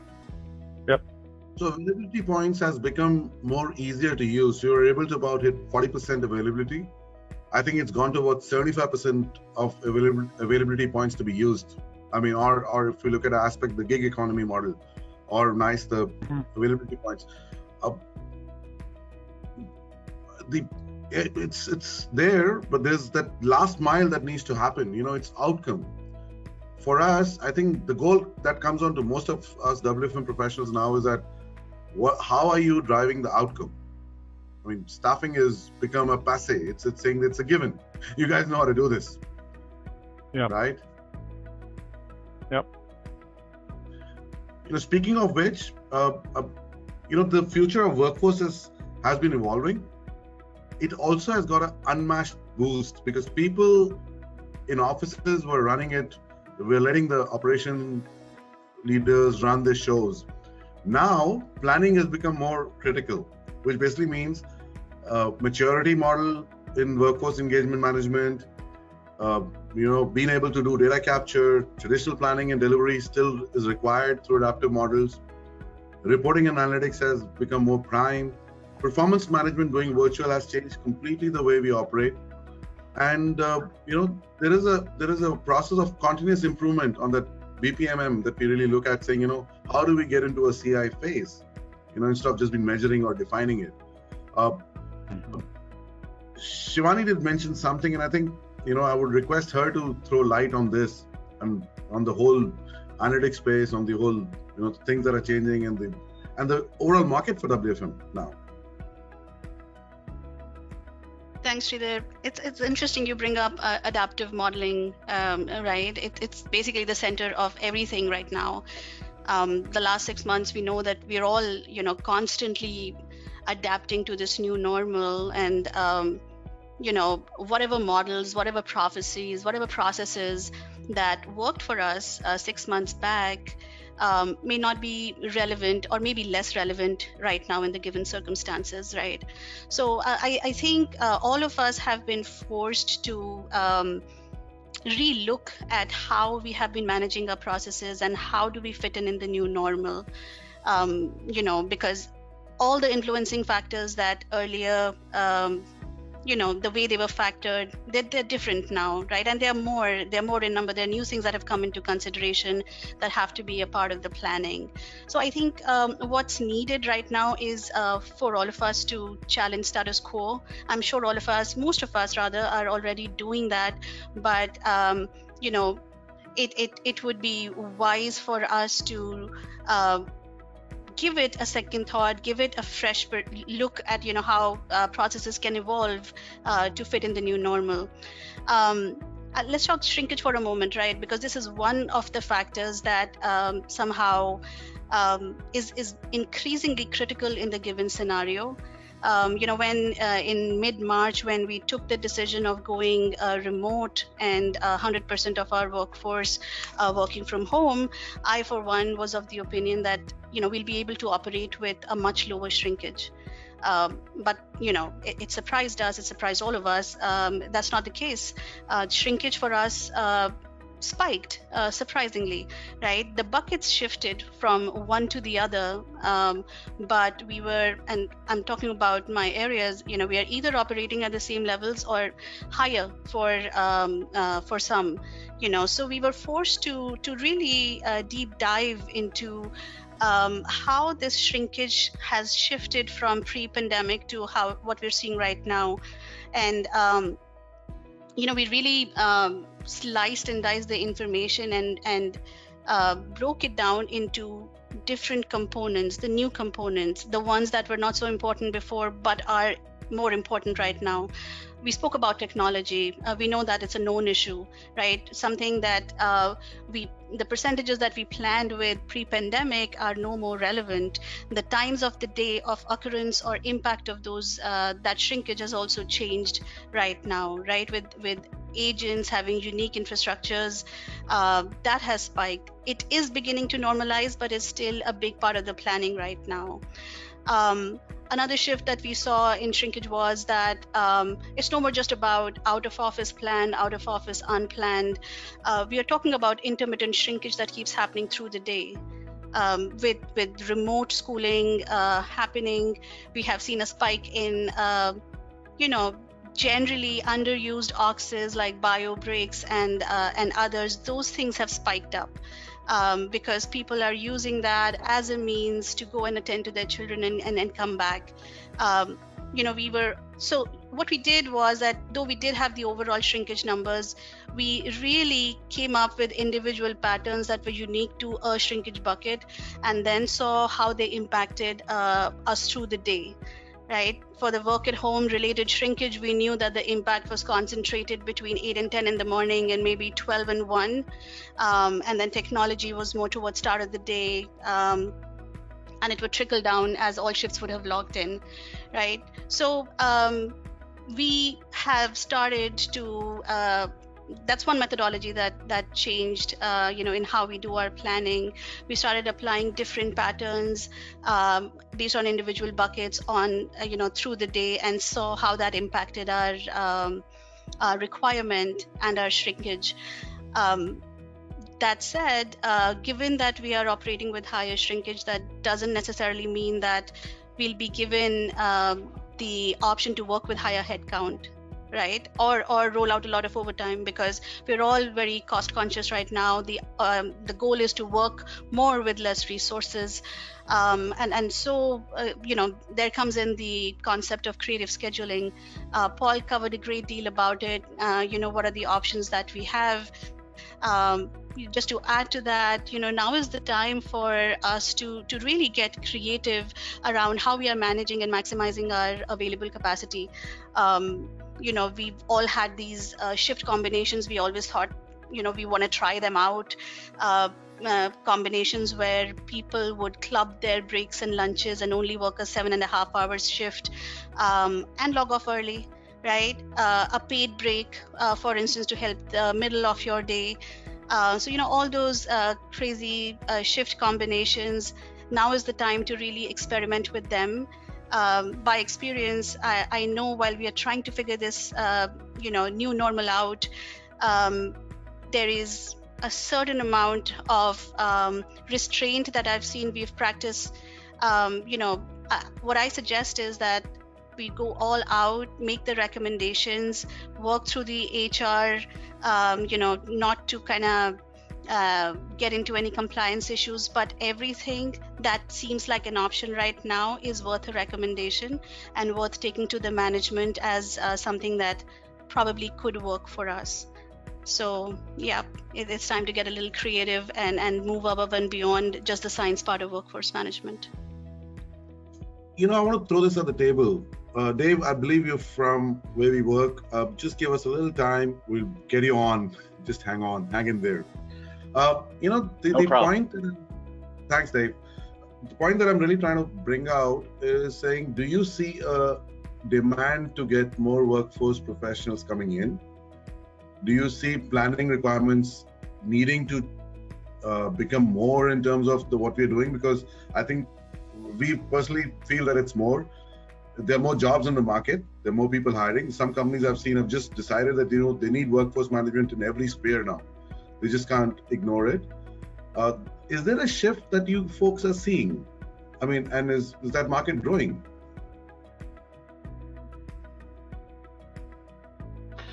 I think the answer to that is yes. I think, in thinking back, and I know there's folks on the call that know me and maybe some that don't, but I was with Computer Science Corporation for 20 years. I was in a delivery role. I ran global, client service delivery organizations. And then I moved from that role into workforce management when no one really knew what that was. And it evolved to a point where, it moved from an HR kind of back office thing to a COO kind of led, critical operational element of running the business. And in some levels, it directly reported to the CEO. It took on that level of importance. And I see I see more well-defined opportunities for workforce management professionals that truly seem to understand the complexities of a dynamic demand forecast and matching that against the supplies and capabilities of your workforce, and doing that in a manner that's not just about having every seat filled with a butt, but the best, most profitable seat in that role for every role. And of course, everything we've talked about all day here is about the massive change. It's an interesting time to be a workforce management professional with all the changes that are going on around us. And I'm constantly amazed to some extent and happy to see the level of job openings and descriptions on LinkedIn for true workforce management professionals every day. Yeah, and I think the growth. Sorry, go ahead. No problem. I think the level of growth for larger organizations is so much. The focus has got to be about training those professionals up. So, a lot of times workforce was embedded in operations. It was the jack of all trades. And most organizations said, no, I want WFM professionals. Well, you can only move them around so much where you have to train the next generation. So for us, that's been the focus, right? How do we take people who have that mindset and really pour into them, and don't just train them how to use the technology. I mean, that's the easy way. You want them to learn the technology, but you want them to learn why the technology works. And I think that's why organizations like this and our own training programs are critical to meet the demand of WFM. I mean, we lose WFM professionals to finance, to operations, right? They move within their career field. And if you're not constantly pulling up that next generation of not just front end and schedulers, but leaders, that's really the challenge, right? I have a lot of open roles in my organization, and when you talk to people, you realize if you ask the questions, they only know how to use the technology. They don't know why it works. So I think really training that skill set is critical for us to meet that demand going forward. That's something for Shiva to build out the academy on. Absolutely. Get people certified. Yeah, we've seen a general increase. I think I need more people. I mean, though I will not get all of them, but I think we need to keep getting more people because planning, I think, has increased. Mohit, do you see something similar, saying that planning has become prime now? So it is, right? And then not just long-term planning, but what's really happening during the day. And when I think about it, the way we are approaching it is, how do you upskill the current staff, right? How do you move them away from stuff that can easily be automated and it's a non-value add and there's no learning for them, and move them up the learning curve and in the value chain where they can start looking at the business problems on a daily basis, start solving those, partnering with business and within the team. So how do you move them into that level? Because at times, they are so engrossed with their specific set of activities, they don't really see the big picture. They don't really understand, how to solve the business problem. And that requires a lot of coaching and training, which is where we are headed. We are focusing a lot on the technology side of things to automate processes where they're no longer getting any value or learnings, and helping them move up the value chain. So, speaking of that, I think WFM professionals, and that's what I've been trying to push forward, saying that, and we've always done it. I mean, I've always been responsible for revenue. It's always the EBIT that's been given as a handout, saying that, what's your EBIT delivery? Every one of us has had revenue impacts, especially who have spread across multiple domains. The sectors of travel and hospitality are trashed. Healthcare and insurance have just spiked in terms of demand. In reality, what we've seen is overall growth has balanced out to pre-COVID commitments. There's if there was a figure there, it's the same figure here now. Workforce professionals have become pivotal, is what we feel. And in order to ensure that, it's about revenue protection, revenue retention. And I would love to invite Grant, who comes with that plethora of experience behind him, on this journey. And I'm sure he's got some golden thoughts for us. No, thank you. I mean, I like the positioning of this question because I think it ties together everything we've been talking about for the last hour and 45 minutes, right? you know, as companies now are looking to get, you know, the ship righted, and everyone had that sort of revenue dip that they're now trying to recover from. So it's about, you know, how do we aggressively pick up the pace of revenue attainment and do it with that, you know, conflicting objective in some ways of reducing cost at the same time, right? And so, you know, what we're finding in PwC across our client base is this need to not only, you know, get faster, more predictable realization of the benefits of the business objectives that they had before, but there's a whole bunch of new objectives. There's a whole bunch of new changes and adaptations that are happening around how we talked about, right? About how you manage the workforce, how you approach the workforce, you know, how you keep employees engaged. And from the perspective of a workforce management professional, you know, data has never been more important, right? And maybe that's a little bit self-serving because the part of my company that I'm in is really all about people analytics and data and employee listening and engagement. But what we're finding, you know, if I had to boil it down to 2 or 3 areas that everyone seems to have a common interest, almost regardless of industry, across our client base and within our own company, it's how do I get back to the upskilling of my employee base, right? In a time when I need more digital accelerators almost than ever before. I've got to automate mundane tasks. I've got, in some cases, a shrinking workforce as people drop out, or we've had to reduce, right, to be cost effective and market competitive. You know, tools like we've got something we use called ProEdge, right? And what it does is it's almost a community-led tool set that allows employees to not only understand, given the role that they're in, you know, what their digital acumen is and what's important to them, but to create accelerators within the context of training that can then be deployed in their roles, right? So they're solving their own problems, they're training themselves, and they're solving company problems at the same time. And then there's a platform where they can put these out where anybody can then find them and use them to solve other problems. So that's one thing.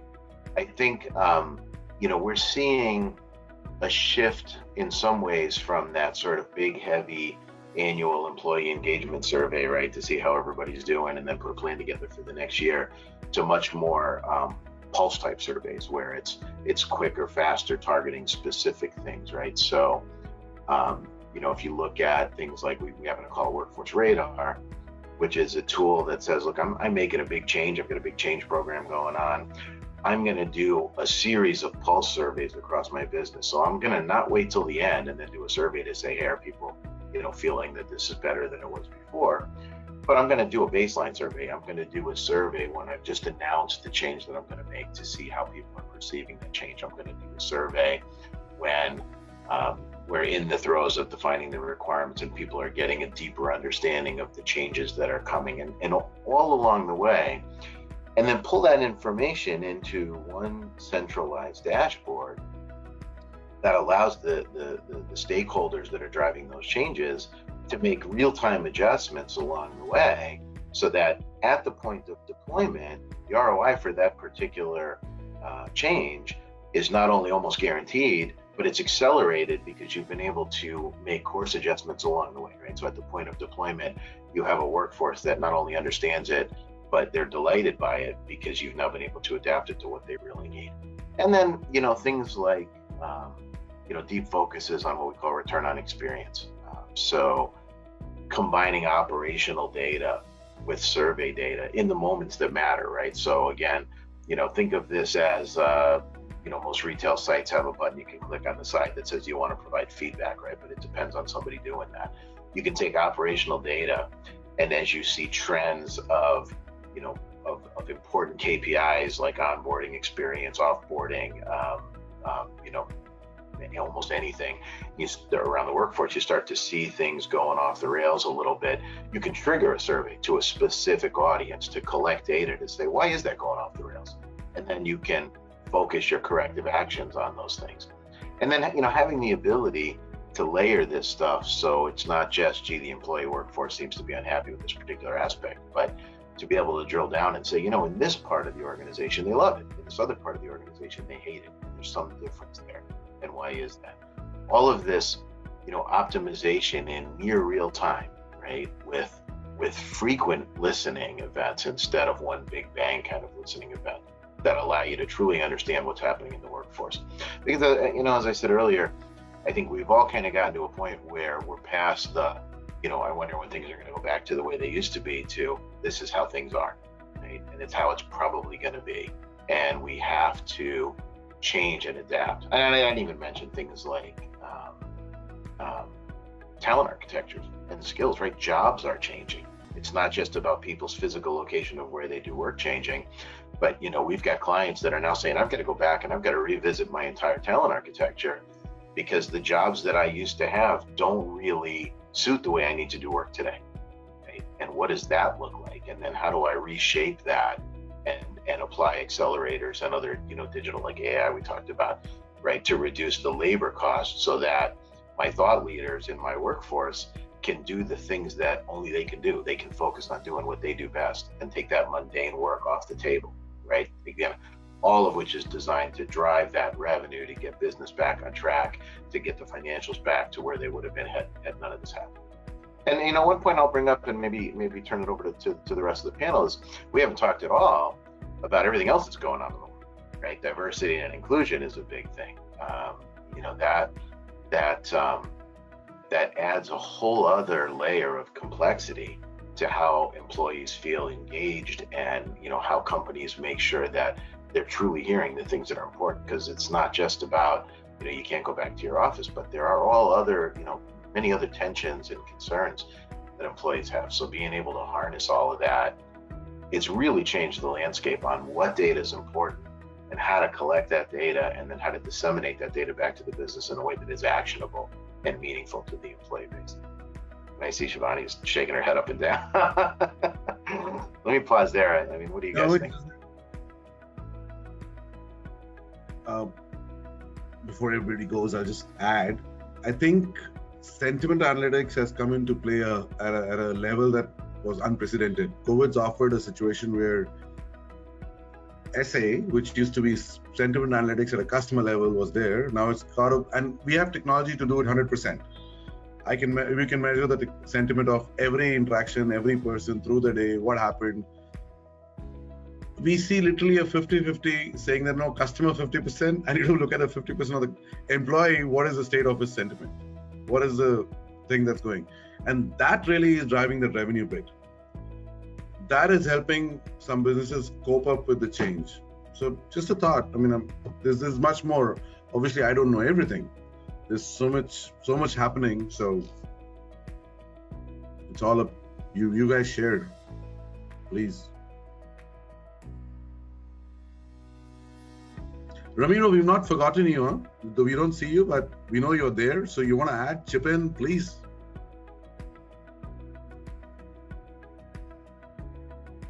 Or maybe you just got called. Ramiro, you're there? Muted, unmuted. Yeah, you're there. Unmute yourself and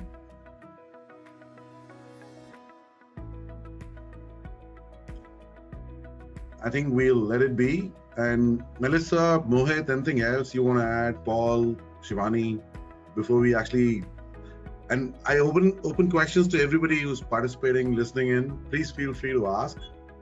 It's a good time. Doesn't look like any questions came in. Feel free to leave Shiva a note. He'll get back and get you the answers. Thanks. See the questions, questions tab. If you look at it, there's some questions. What we will do is now, interest of time, we will park these questions and answer to them if we get time in the end before we conclude. We could do that. So we can move on to the next session now. After Dave's been waiting. I saw Dave come in and he's like, these guys are late. These guys are not great planners. So Shiva, all yours. We're gonna sign off from the video. Hand off to you. Take over. Yeah, thank you so much for all the everybody. Thank you so much for all the panelists. Before you just log off, can you just take one quick selfie? Jay, can you just jump in? Can we have can we just have a quick selfie so that Jay? We want you on the screen. Just waiting for you to be there.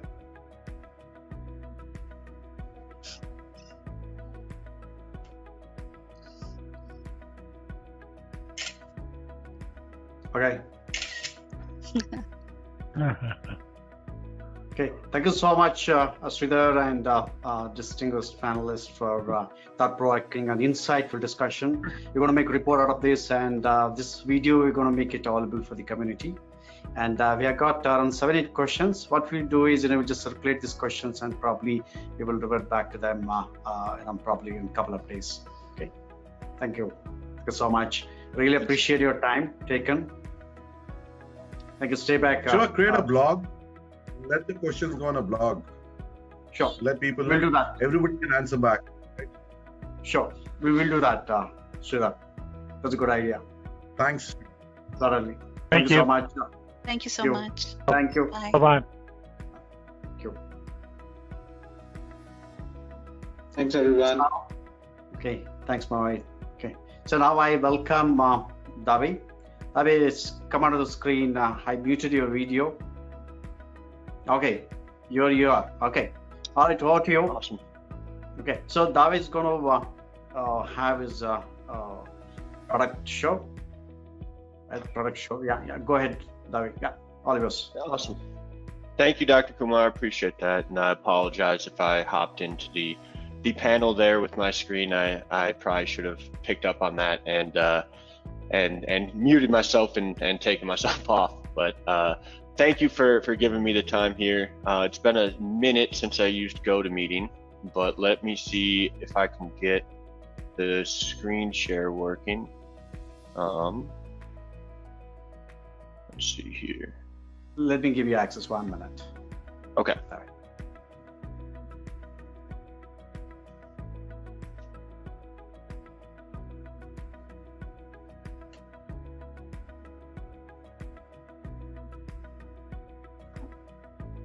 You got it? Yes. Yes. 1 second. Yes. Okay. It looks like I might need to back out and then rejoin very quickly. I apologize. 1 second.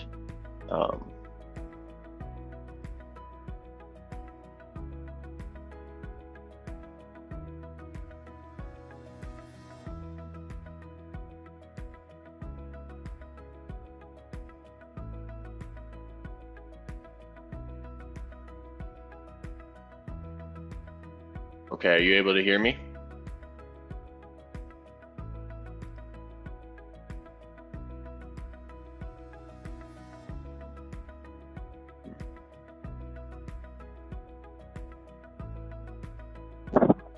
Yeah, we can You hear guys you. hear me? Okay. I still not found the screen share. Used to be top right. Yeah, it will pop up on the top right on the go to webinar meeting, right under your share your cam part. Okay. I see that in the top left, but I don't see. I think the Shiva, you need share. to have a look at that. You need to enable screen share for Dave. I have given him the There's something access. right. All of Dave, you gotta just show the presentation. It should appear. Okay.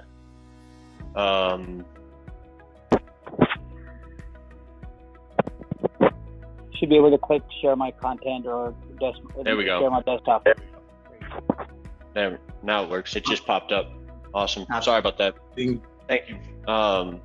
So just a little bit of I guess an introduction. I'm with an organization called When I Work Here. Again, thank you, Dr. Kumar and Jay, for having me on, and I appreciate you guys fitting me into the schedule here. Little bit on us. We're a workforce management solution. We've been around for about a decade now, and we've seen a significant trend in the customers that we're working with now moving their staff remote and allowing for that flexible scheduling that you guys were talking about when I first joined. So as we go to the next slide, there's a nice little picture of me. I'll throw this out there again at the end of the presentation with my contact information. But diving in here, so where we're kind of at today, at this point, at When I Work, we've got about 1.2 million monthly active users, around about 150,000 individual workplaces using the app at the moment. As far as the engagement goes, where we have really spent a lot of our focus over the past decade has been around creating that ease of use for the employees. Obviously, using any tools that aren't going to be either intuitive or at least aligned with certain processes that you guys are going to be putting in place with their team. The team's not using it, there's not a ton of value there, as you guys obviously know. So this is where we're at right now, with about 80% of the monthly actives using it weekly and about 50% of them using it daily. And then our ratings there on the App Store as well, with just also the amount of ratings too, where we pride ourselves on a bit, but we feel like that ties into just us really working hard to create something that's friendly and engaging for the staff. So these numbers here are just an additional sort of backup to that point. We've got about 95% adoption rate for our customers, and then 96% satisfaction rate amongst those using the app. I know in your industry, and speaking with Jay over the past couple months, one thing that's very important is making sure things like this are able to connect to things like Nice IEX, any forecasting software, any HR software that you guys might be using. So we have that open API, which I'll talk about a little bit later as well, just to be able to sync those things and obviously allow for your certain processes and I suppose softwares to be able to connect and speak to each other, and limit the amount of manual back and forth that you all need to be doing, obviously. So this is sort of I suppose the goal or mantra or theme of what you guys have been speaking of today, just with the modern workforce now changing, and with the need for additional flexibility, the need to provide certain opportunities to the team, and then making sure that aligns with the business objectives that you guys have. So this is a bit about what I'm sure some of you are probably feeling, and then also just a bit about what your staff are feeling. And so I heard in some cases being able to share staff when necessary for those coverage needs, but then also, like the panelists were talking about when I first hopped on, being able to make sure that we're staying consistent and concise on the different skill sets that those individual staff members have. And so we give them the opportunity in that way to have that flexible scheduling, but then also making sure that they're the right person for those shifts in that way as well. So these are just some of the ways that we've been helping customers become more efficient, especially with that move to remote that's been happening, obviously. So furthermore, just what we're seeing as far as demand goes in the markets, sort of what I've been talking about, mobile playing a big part of that as well. A lot of what we're hearing from the business end is being able to efficiently and quickly get up and running with tools like this. I know talent was something being talked about when I hopped on as well, but providing that type of flexibility can also provide you guys, that additional retention when it comes to talent, and then not allowing the distance or the remoteness of these teams to affect, the efficiency of their communication as well. So this is a little bit more about the API here, and just what you guys would need to sync from system to system, depending on what you're using today to schedule shifts. This would be a way, in the case with Jay, where we were considering using, the NICE for the scheduling, but then allowing the staff to use When I Work to manage coverage changes ongoing. Having those two systems synced and talking to each other was pretty paramount in that process, and we feel like we've got an API that's set up fairly well to do so. This is a bit about what I've been already going over. We'll dive into the actual look and feel of the app here in a moment and get you guys an idea of how it actually functions and operates. But these are some of just the engagement parameters and things that we consider as we're just driving workplace success within these teams. So As I toggle over here, this is just a bit of a high level overview, but what you guys are really seeing is a schedule within When I Work. So a manager simply going to wheniwork.com and logging in and being able to view their team, being able to view the shifts that their team have, and then obviously make any adjustments or coverage changes that they need to from there. So if you can kind of see there, I know it's probably a little small, but on the left-hand side under that schedule, there's a little drop down. So what we've been able to do is help teams with multiple either departments, locations, remote workforces, what have you, all be able to exist still cohesively together under one account, but allowing for them to create, a separate schedule for each one. So there's not intermixing when there doesn't need to be. On top of that, you'll see down on the bottom left, there's the positions. Those are often used to denote skills, but we've also got a tag functionality where we can create more of a general position that gets assigned out to more of the mass of the team. While then within their profiles, you're able to tag them based on skills or seniority, what have you. So you make sure that you're scheduling the right person for the right job and offering those shifts out as well. So what you see here is a bit of a both where we can actually directly assign shifts, but you can also be offering out times of work and allow the staff themselves to self-schedule in that way, or at least give them the flexibility when necessary. And then obviously it's a matter of getting this information into their hands as quickly and efficiently as possible. So from their experience, they'll have an app, Google, Android, iOS, free for them to download, but what they'll have is obviously an idea of their upcoming schedule. If you'd like, they could see others that are working with them.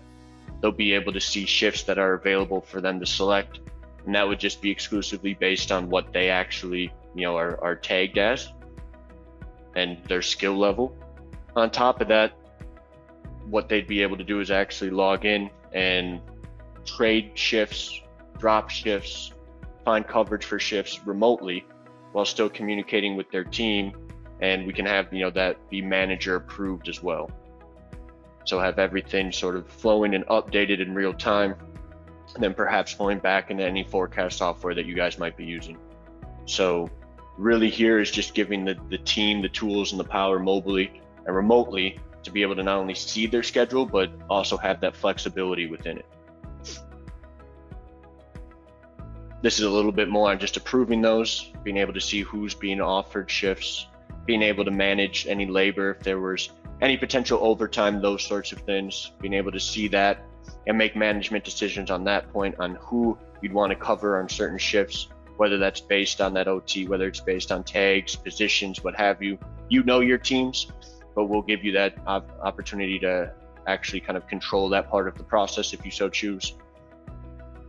But rather than having the standard back and forth, this is all just done right through the app, going out to these other team members, letting them know that there's this available, and then letting them go in and kind of control their own flexible scheduling destiny, I suppose, within that way, and then just making sure everything's updated in real time at that point. So here's just a little bit more on what that sort of looks like, but hopefully this video plays. This is just a quick GIF that I have set up that just shows it as it functions pretty quickly. So as long as it loads, whoops, of course, I went back.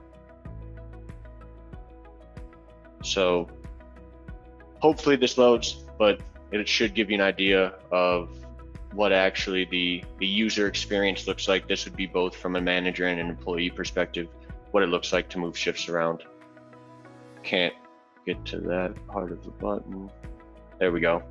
So just moving those shifts as necessary to different staff members, offering them out as well, getting an idea of hours, sending out the schedule, allowing the staff to see those notifications and then interact.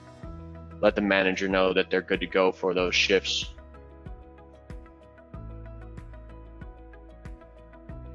A little bit of background too, just some of the customers that we're currently working with.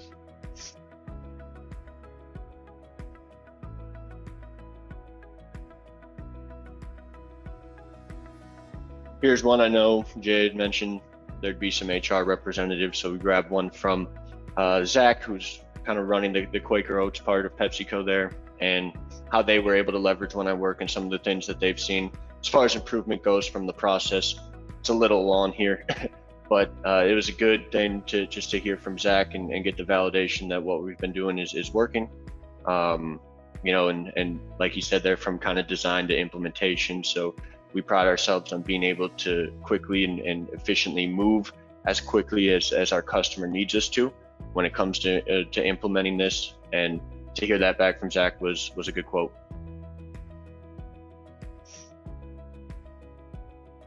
Couple of just use cases, case studies, I suppose, that we've experienced recently, just in relevance to this new normal. One of them, last month, Michigan Department of Health and Human Services, so their call center got the extreme increase in calls. So they needed a way to manage that demand.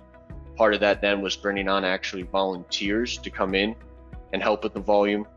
And so we were able to help them onboard 800 new volunteers and get them live and active within the account within a week. And so far it's gone well enough where we're now working with a few other departments within the Michigan government there in sort of a similar capacity. So another one is Yale. That was the other month as well. So they're actually, this one is very specifically COVID related, but they're allowing the students, some of their student workers are now in charge of actually testing students as they're coming in. So they needed a way to not only know where they're going and know where they've been, but also have them actually kind of clock in or check in and out when they're going there for a number of reasons. But that was, mostly from a contact tracing perspective as well. But the idea behind this is, again, just needing that scheduling flexibility, needing that insight into the scheduling, and then also getting them up and running quickly. And again, it was something where it went well with that department, and now we're working with a few others at Yale at the moment. And then lastly, Fastenal. So they were actually forced to outsource some of their labor due to COVID-related deduction in hiring. And so within that, they were struggling just adequately managing their coverage for call-offs or just additional volume that they needed to address. And so they were just paying for more labor because of that outsourcing need. And since then, they've been using When I Work to just more efficiently use the team that they have to find coverage, limit the amount of outsourcing that's necessary, and then obviously save from that regard. And again, going well enough with them, they're planning to add a few more teams after these first few months have gone well. So just wanted to throw a few case studies, digging into some that have been affected. Obviously, I don't think anyone's escaped being affected, but just to give an idea of where we've been able to fit in from that perspective. But I believe that's all I have for you. I tried to kind of go through, I know we were winding down there, but I appreciate, again, you guys having me on. There's some of my contact information. Be happy to set up some time just for a quick demo call, email back and forth, whatever you guys want, just as far as getting the information to you. Thanks, Zach. Thank you so much of course. taking your time. It has been a fantabulous sharing and insightful learning as far as your product is concerned. We'll certainly touch base and we'll come back to you on this. Thank you. Thank you, Dr. Kumar. I appreciate it. Thanks, everybody. Take care. So now we'll just take a quick 5 minutes to answer the questions. Sridhar, if we can look at the questions that are popped up by the I'm trying to look at the questions. Where are the questions? So under the question tab, that question. So yeah, audience questions. Yes. So there's one question asked by how is maintaining remote. So that's it. How is maintaining remote employee welfare impacted shrinkage? Have companies had to increase shrinkage to allow employees more time to engage with peers and managers? So, Grant, do you have any thoughts around that? Panelists, if you could just come onto the screen, if you have a little more time, we can answer the questions to the audience. If you could. Yes. If you want to have a go at it. Yeah.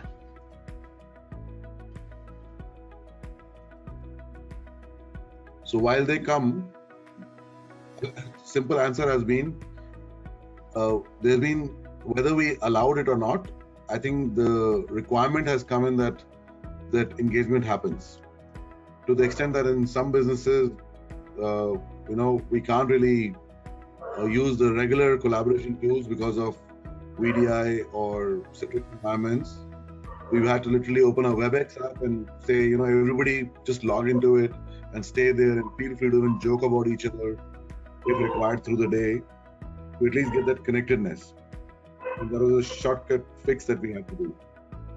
Somebody did mention, yes, one-on-ones need to be planned and built into schedules now. It's becoming more important because they see each other. They don't. Of course, is it happening or not? So that's one. I think Shiva, since Melissa, Shivani, Mohit are not there, maybe we should just send the questions out and let everybody come back with their responses and just post it back. We'll do that. Wouldn't that be a better way to do this? Absolutely. So we'll create a blog. Okay, so blog link and share it with all the members. Yeah. We'll do that. Sridhar. So let's do that. Yeah, a couple of days, should be able to, get that and also provide access to all the speakers and also share the link to all the audience. Should be able to engage them further, right? We should be able to do that. Thanks. All right. With this, thank you so much for all the panelists. Sridhar, thank you so much for taking your time for fantabulous moderation. Jay, are you there? Can we come onto the screen? Thank you so much for making this happen. I know that we planned this today to make this happen, and we really did it. And North America chapter really rocks, and a lot of events to plan and execute very soon. In fact, our upcoming event is going to be in Europe very soon. We are planning this in the month of November, and then within this year we're planning one more event in ANZ, Australia, New Zealand. So these two events which are planning in this year. So happy to contribute to the WFM community, and we will have all the details shared with the members. The video is recorded. Very soon we're going to upload this in our YouTube channel and share the link to all of them. And happy to get connected with all of you. Thank you so much, audience, for taking your time, and speakers really, have shared insightful thoughts as far as the current trends are concerned, and also real-time scenarios and problems, and with the solutions. It's been a fantabulous event today. Thanks all the esteemed speakers and the audience for taking your time out to attend this our first North America chapter of WFM Roundtable discussion. It's really fruitful, and we really learned a lot, and I'm sure that there'll be a lot of takeaway message. With this, we conclude and close the roundtable discussion. Thank you so much.